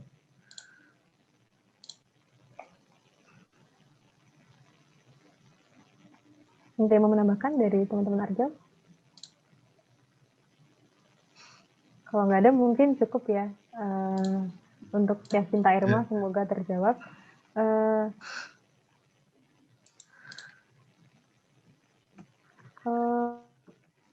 Ada pertanyaan dari DJP. 20-an rahan yang ada itu apakah seragam tampilannya?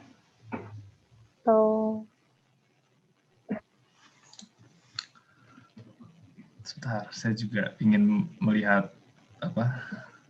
pertanyaannya juga. Oh, mereka seragam tampilannya atau ada varian dan variasinya? Pada bagian mana saja kah varian dan variasinya? Oke, berarti itu sebenarnya pertanyaannya bersama kayak Mas Bahrun ya? Iya.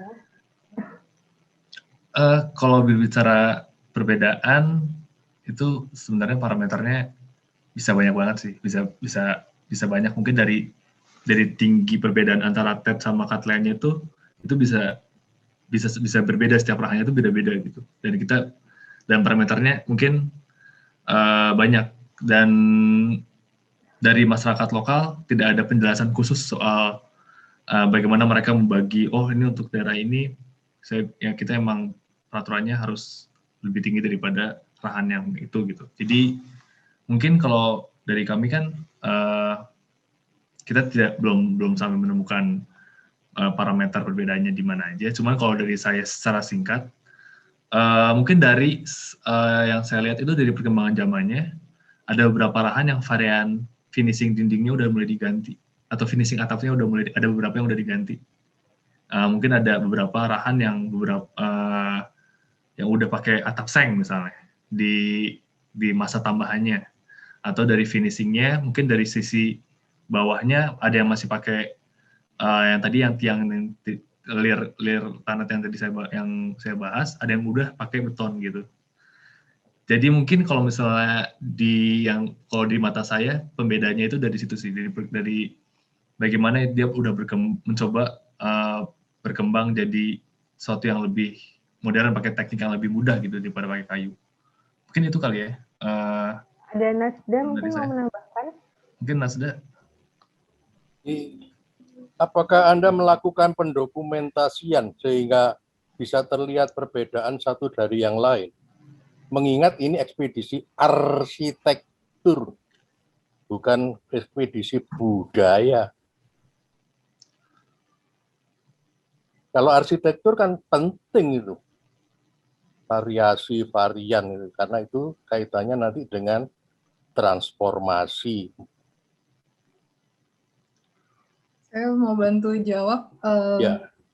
Kan kita semua sebenarnya ngedata 23 rahan yang memiliki fungsi sosialnya, itu yang dipertahankan over time. Ruangannya memiliki ruangan-ruangan yang mirip, itu ada Lermur, Rick, Rin, itu segala macam ada. Terus ada elemen-elemen inti strukturnya juga yang dipertahankan over time. Tapi dari penelitian saya di skripsi, saya nge-sampel 2, itu rahan teli yang paling tua, pokoknya di Pugar tahun berapa ya? Pokoknya katanya udah 200 tahunan kalau rahan teli. sampai sekarang belum dipugar. Lalu ada Rahan Habat yang baru dipugar tahun 1986 dan didokumentasikan oleh Koji Sato juga waktu pembangunannya. Itu perbedaan kedua itu dari yang paling lama sama yang paling baru, paling perubahan material karena beberapa udah nggak ada lagi, udah mulai langka, jadi diputuskan untuk menggunakan material lain. Selain itu mereka juga nambahin ruangan, ada adisi-adisinya yang sebenarnya bukan dari inti budayanya sendiri. Jadi paling dari 23 rahan itu tentu ada varian-variannya, tapi yang membedakan adalah penambahan ruang dan penggunaan material aja sih. Sama pun mungkin komponennya ada yang lebih banyak. Misalnya kalau Rahan Habat itu dia ranknya lebih rapat. Pertanyaan saya itu tentang tampilannya, bukan ruangannya. Nah, itu yang pertama yang ingin saya sampaikan kepada kelompok Tanimbar Kei ini. Dan kalau Anda mengatakan ada Rahan Teli dan Rahan Habat atau apa tadi ya, yang lama sama yang baru tadi, maka dengan adanya perubahan itu, arsitekturnya menjadi semakin cantik atau menjadi semakin jelek? Cantik sama jelek menurut saya agak relatif. Duh, jangan begitu. Enggak, Anda Pak. mengatakan Rahan Teli dan Rahan satunya apa? Abad. Nah, Rahan Abad. Yang dipugar itu yang Rahan Abad kan? Dengan dipugarnya Rahan Abad, maka Rahan Abad itu menjadi lebih cantik daripada Rahan Teli, ataukah Rahan Habat itu malah lebih jelek daripada Rahan Teli? Kayaknya Bapak mesti lihat fotonya sendiri sih, saya bisa kirimin. Duh. Cuma kalau dari proporsi ya Pak, dari proporsi Rahan Habat itu lebih lebar dia proporsinya, lebih rectangular. Sementara kalau Rahan Teli lebih lebar. Kalau Rahan Habat dia lebih lancip ke atas gitu, segitiganya lebih tinggi. Itu cuma Bapak yang bisa ngejudge mana yang lebih cantik atau mana yang lebih jelek, karena kembali lagi menurut saya cantik dan jelek itu sangat relevan. Menurut Anda, Rahan Habat lebih jelek atau lebih cantik dari Rahan Teli? Saya nggak ngeliat itu sih Pak. Loh ya jangan sekolah arsitektur kalau nggak bisa begitu. Pak, saya boleh bantu jawab nggak Pak? Iya silakan. Oke Pak. Jadi itu saya sebagai ketua ekspedisi, memang tujuan awal kami itu mungkin saya ceritanya itu kita ingin menyelamatkan beberapa info yang udah termakan sama waktu Pak. Nah itu saya sebagai mahasiswa arsitek, saya akan merasa egois jika saya menambah semacam kayak opini-opini saya sebagai mahasiswa arsitektur ke dalam sesuatu yang sudah dibuat tahun-tahun lalu Pak. Nah itu makanya saya mencoba fokus kami dalam ekspedisi ini tuh kami hanya mendokumentasikan apa yang sudah ada dan apa yang diberikan sama masyarakatnya. Jadi kalau masalah tipologi kan bentuknya sudah analisis Pak. Itu seolah-olah kami sebagai mahasiswa melihat apa yang fenomena yang udah ada, kami seakan-akan kayak menggunakan teori kita. Oh ini tata perbedaannya di sini. Padahal ada leluhur-leluhur yang mungkin punya masuk terang lain gitu. Dan kita pada saat penelitian pun kita informasi yang kita dapat hanya segitu Pak. Jadi istilahnya dari perpustakaan yang terbakar, kita cuma bisa menyelamatkan sedikit-sedikit saja Pak. Mungkin begitu Pak jawabannya Pak. Jadi kita nggak bisa, kita sebagai mungkin di diskusi ini kita sebagai mahasiswa saat itu kita masih mahasiswa, kita cuma bisa ngasih opini kecil Pak tentang atau asumsi-asumsi kecil-kecilan ini. Tapi kalau kita mencoba sebagai arsitek mentipologikan itu sendiri, saya rasa itu kita seperti melangkahi masyarakat-masyarakat yang ilmu-ilmu yang sebenarnya udah kebakar, cuma kita tambal dengan ilmu yang menurut saya mungkin bisa meleset gitu Pak. Terus untuk gambar-gambarnya, sebenarnya saya ingin menunjukkan gambar-gambarnya Pak. Jadi kita mendokumentasikan dari ukurannya, penambahan masanya itu sudah kita gambar secara visual, 3D visual, dan secara fotonya pun mungkin Bapak bisa lihat sendiri Pak. Dan mungkin Bapak sebagai arsitek dengan disiplinnya mungkin bisa melihat itu dengan perspektif Bapak sendiri gitu. Nah, mungkin kalau misalnya Bapak sangat tertarik, saya bisa kita mungkin bisa yang pertama lihat konten-kontennya, atau ntar kita bisa personal, saya coba mungkin kasih data-data mentahnya dan saya kasih hasil-hasil pengukuran saya, mungkin kita bisa diskusi lagi Pak di lain hari Pak soal ini Pak, karena menurut saya ini sangat menarik. Cuman untuk diskusi yang sekarang saya merasa saya takutnya melangkahi apa yang sudah saya pelajari dengan analisis yang menurut saya udah lebih dari tujuan ekspedisinya gitu. Mungkin gitu Pak. Oke, terima kasih. Ya, terima kasih Pak. Mungkin kalau ingin tahu lebih lanjut nanti bisa beli bukunya juga. Di situ dijelaskan secara ini ya, ada gambar-gambar kerjanya juga untuk semua jenis lahan yang disebutkan. Kemudian selanjutnya ada Mas Cahyo ini bertanya, melihat teknik sambungan kayu yang digunakan dalam konstruksi lahan di Tanimbar Kea, apakah ada masyarakat di sana yang juga ahli membuat kapal atau perahu kayu? Sebenarnya ini Mas Cahyo, ini pertanyaan sangat menarik karena jadi pas saya di Wanadri itu, peran Wanadri itu dia kan yang bikin saya pingin ke Wanadri itu pernah melakukan ekspedisi ke semua titik luar terpulau Indonesia, dan itu saya tahu mereka punya ketertarikan yang lebih soal perahu gitu. Jadi pas kita sempat ngobrol-ngobrol di daerah Pasteur, dia sempat, kamu kalau misalnya ada ilmu dengan perahu, tanya-tanya ya.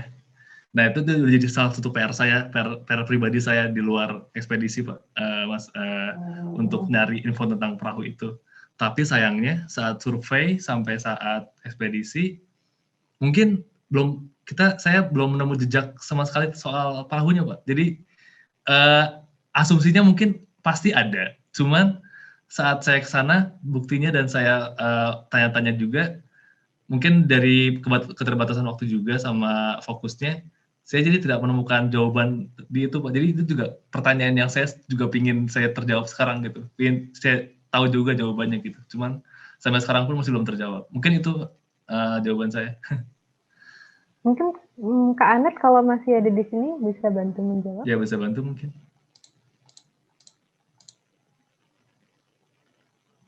Mungkin bisa ditambahkan di ini ya, kolom chat ya Kak Anet kalau misal masih di sini. Tadi Mas Cahyo juga bertanya lagi. Bentar.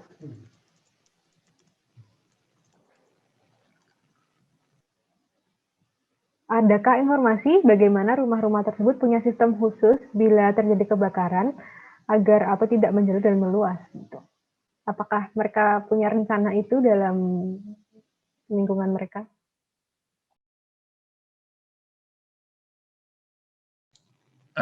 Pertanyaan yang menarik, dan itu juga mungkin seingat saya belum pernah ada pertanyaan dari tim kita soal hal studi kasus seperti itu. Mungkin Raffi, jadi mungkin tadi saya lihat ada teman saya Raffi yang dia bagian wawancara, dia sama Stella sama Tika. Mungkin kira-kira pernah ada bahasan soal kebakaran nggak ya?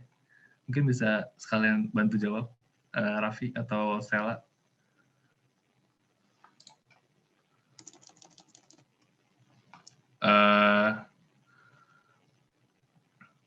Oke, mungkin kalau ini siapa tadi yang nanya? Tadi Mbak Ufi, kira-kira tadi siapa yang nanya Mbak ya? Mas Cahyo. Mas Cahyo, mohon maaf Mas Cahyo, mungkin ini pertanyaannya juga saya nggak begitu tahu juga, karena mungkin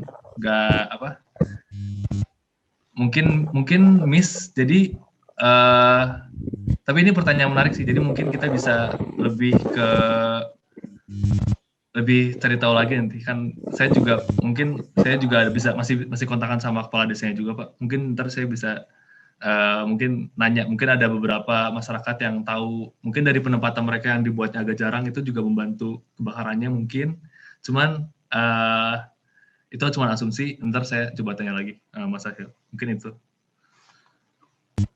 Terima kasih. Saya boleh sedikit nggak Mbak Hanifah? Iya, silahkan. Jadi Kenapa pertanyaan saya itu muncul? Karena kan dalam beberapa waktu yang lalu kita menyaksikan bahwa banyak sekali bangunan-bangunan arsitektur kayu kita itu yang terbakar gitu kan. Nah, itu ada banyak hal di balik keterbakaran itu. Jadi ada yang memang berkaitan dengan teknologi atau teknik penyambungan listrik yang tidak sempurna. Ada ilmu pengetahuan tentang mengatasi kebakaran yang sudah hilang dan sebagainya kan begitu. Jadi barangkali kalau ada informasi tentang itu juga bagian daripada atap arsitektur juga ya. Jadi barangkali ada sistem misalkan sambungan di atapnya yang kalau misalkan saya lupa di arsitektur mana itu, kalau terjadi kebakaran itu tinggal ditebas ya, maka atapnya runtuh ke tanah sehingga tidak membakar lainnya begitu. Jadi, ya titipan saja kalau memang ada informasi itu ya itu juga untuk sebagai ilmu tentang arsitektur ya. Saya kira begitu ya. Terima kasih. Ya, terima kasih banyak Mas Cahyo untuk pertanyaannya. Mungkin bisa ini ya memantik pengembangan penelitian selanjutnya. Kalau ada yang tertarik dengan Tani Barke. Nah ini pertanyaan sudah kami tutup, tapi kita masih ada beberapa pertanyaan yang belum terjawab. Dari Kak Indah, apakah mereka punya konsep lumbung atau di mana mereka menyimpan hasil bumi mereka? Nah tadi disebutkan ada rahan yang fungsinya untuk menyimpan makanan ya. Apakah hasil padi, hasil tanam crops gitu juga disimpan di situ atau adakah tempat lain gitu?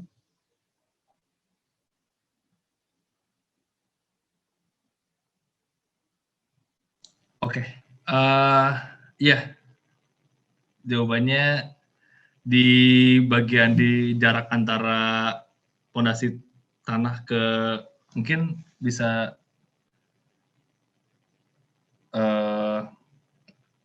sebentar. Kira-kira butuh penjelasan visualnya nggak, Mbak Yasinta? Kalau bisa mungkin saya bisa, atau mungkin dari teman-teman dari Nasda mungkin yang udah sempat bikin potongannya, saya bisa ngasih semacam gambaran letaknya di mana. Mbak Indah mungkin ini mau. Ya, terima kasih. Iya, saya cuma ingin tahu itu kalau dia punya konsep lumbung berarti ada yang terpisah begitu. Yang dari rumah ya, terpisah dari rumah. Tapi kalau tidak, biasanya yang dia suka ditaruh di atap biasanya. Nah, yang saya ingin tahu apakah betul misalnya diletakkan di atap. Dan kalau diletakkan di atap itu biasanya apakah dia dekat dengan yang mamanya dia gitu.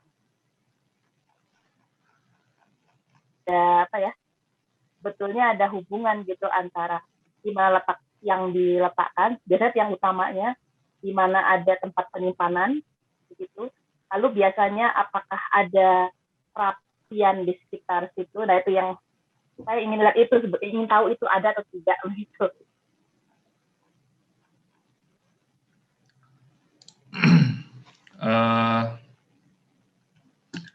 Jadi lihat dari bagian, mungkin bisa sambil Mbak Uvi bisa lihat sekalian gambar lahannya.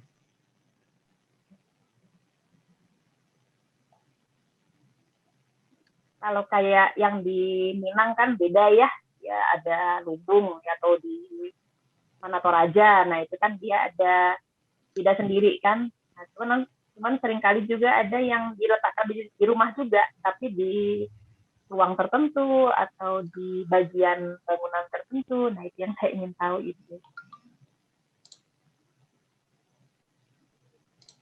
Nah ini mungkin dia ada di bawah area sini Bu, untuk mungkin rantelinya kali ya, yang slide pertama di 3 gambarahan yang paling pertama ya itu.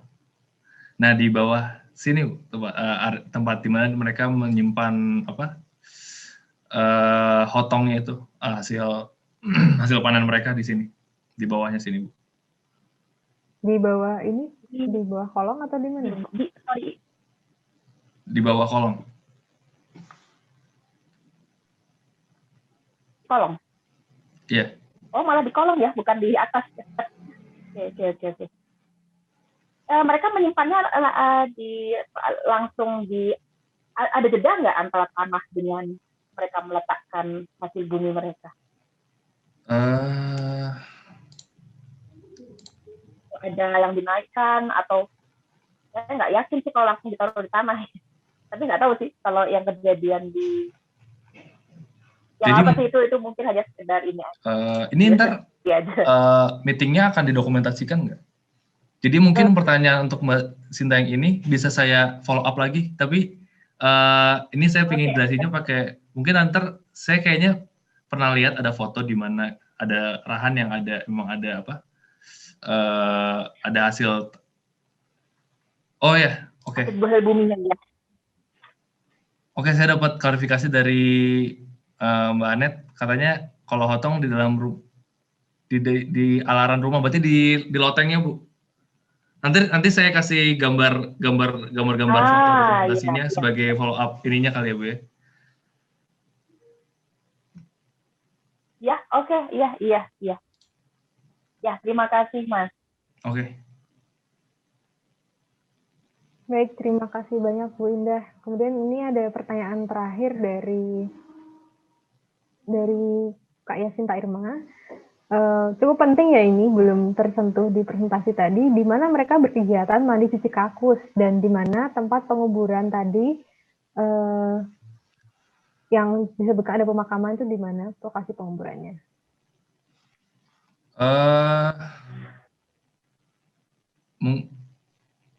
Mbak Ufi boleh saya lihat dana lagi? Mungkin di bagian gambar petanya mungkin ya, mungkin bisa lebih menjelaskan.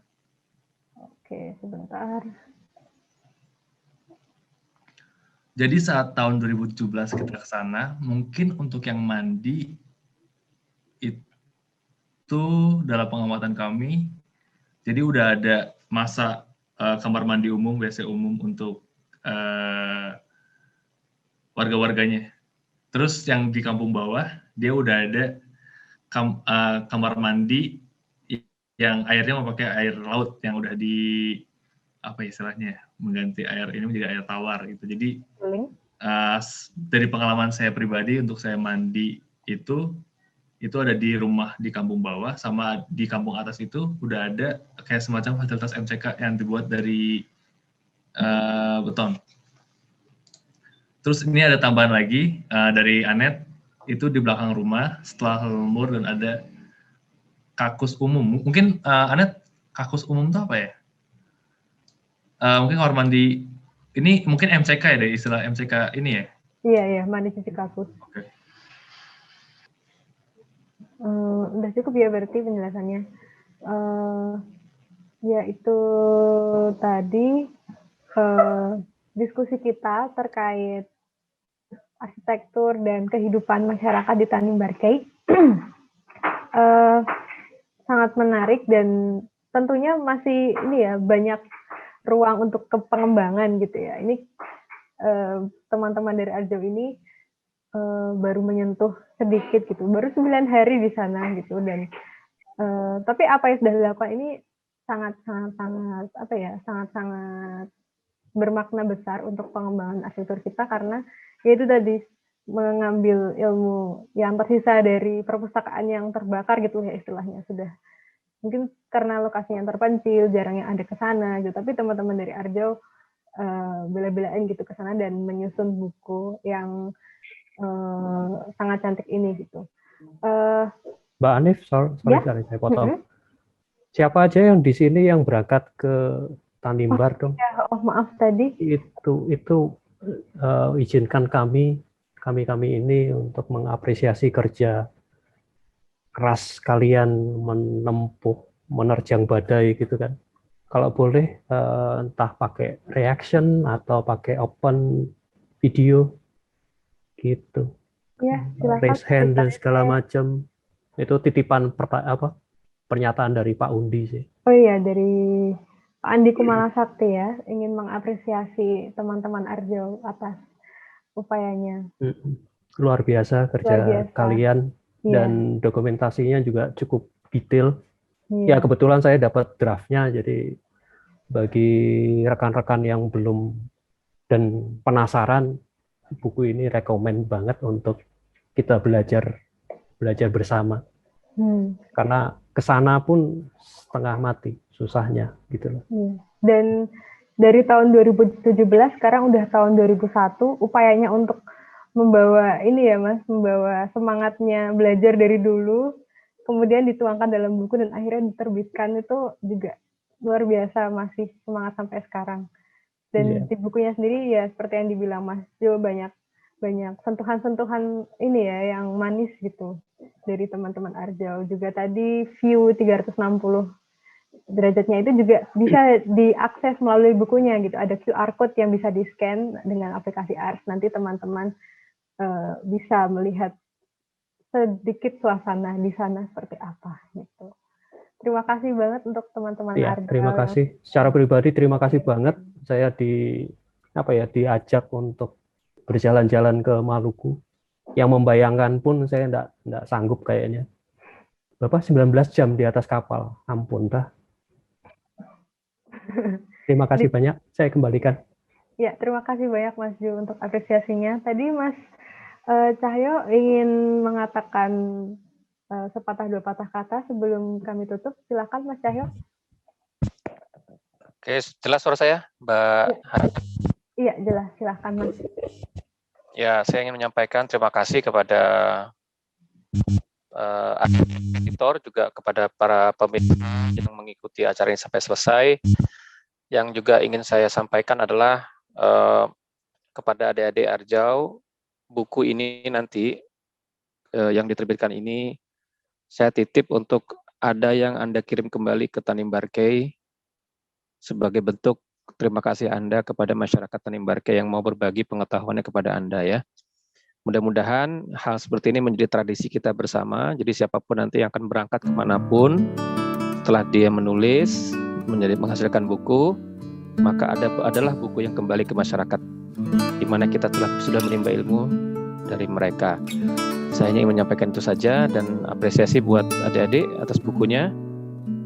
Seperti kata Mas Jo tadi, buku ini mungkin adalah telur ya, jadi nanti mudah-mudahan bisa dikembangkan oleh yang lain ya, menjadi sebuah pengetahuan yang lebih luas dan lebih dalam. Terima kasih, apresiasi yang mendalam buat adik-adik sekalian dan kita semua. Saya kembalikan kepada Mbak Ani, Pak. Terima kasih banyak Mas Cahyo, maaf untuk penutupnya. Ya, kita mari berdoa bersama-sama biar telur tadi bisa menjadi ayam atau menjadi masakan-masakan lain gitu. Terima kasih sekali lagi, saya ucapkan terima kasih banyak untuk teman-teman yang sudah hadir malam hari ini untuk menyimak apa yang diceritakan oleh teman-teman Arjau. Dan juga teman-teman Arjau, sekali lagi terima kasih banyak untuk ilmunya dan semangatnya. Semoga bisa berlanjut ke generasi selanjutnya dan mungkin di karir kalian selanjutnya bisa ada jalan untuk mengembangkan ilmu yang kita miliki sekarang. Baik, terima kasih banyak. Akan saya teruskan ke Dimas yang akan menutup dan mungkin memberikan info lebih detail ya bagi teman-teman yang tertarik untuk membeli buku ini. Dan juga ntar ada sesi foto bersama. Jadi teman-teman mohon jangan pergi dulu ya. Terima kasih. Selamat malam. Assalamualaikum warahmatullahi wabarakatuh. Waalaikumsalam. Oke, mengingat banyak yang tertarik ya dengan buku Tanimbar ini. Jadi buku ini bisa dipesan melalui bit.ly/order Omah atau bisa diakses di Instagramnya Omah Library. Nanti ada di bio-nya, itu langsung diklik aja link yang di bio, nanti bisa dipesan dari situ. Oke, terima kasih atas antusiasnya sampai hingga larut malam ini. Oke, terima kasih teman-teman sudah hadir pada malam hari ini. Sampai ketemu di perjalanan mengenal Indonesia berikutnya yang ada Rampak Kapis dan juga Bengkayang. Oke, selamat malam, sampai jumpa.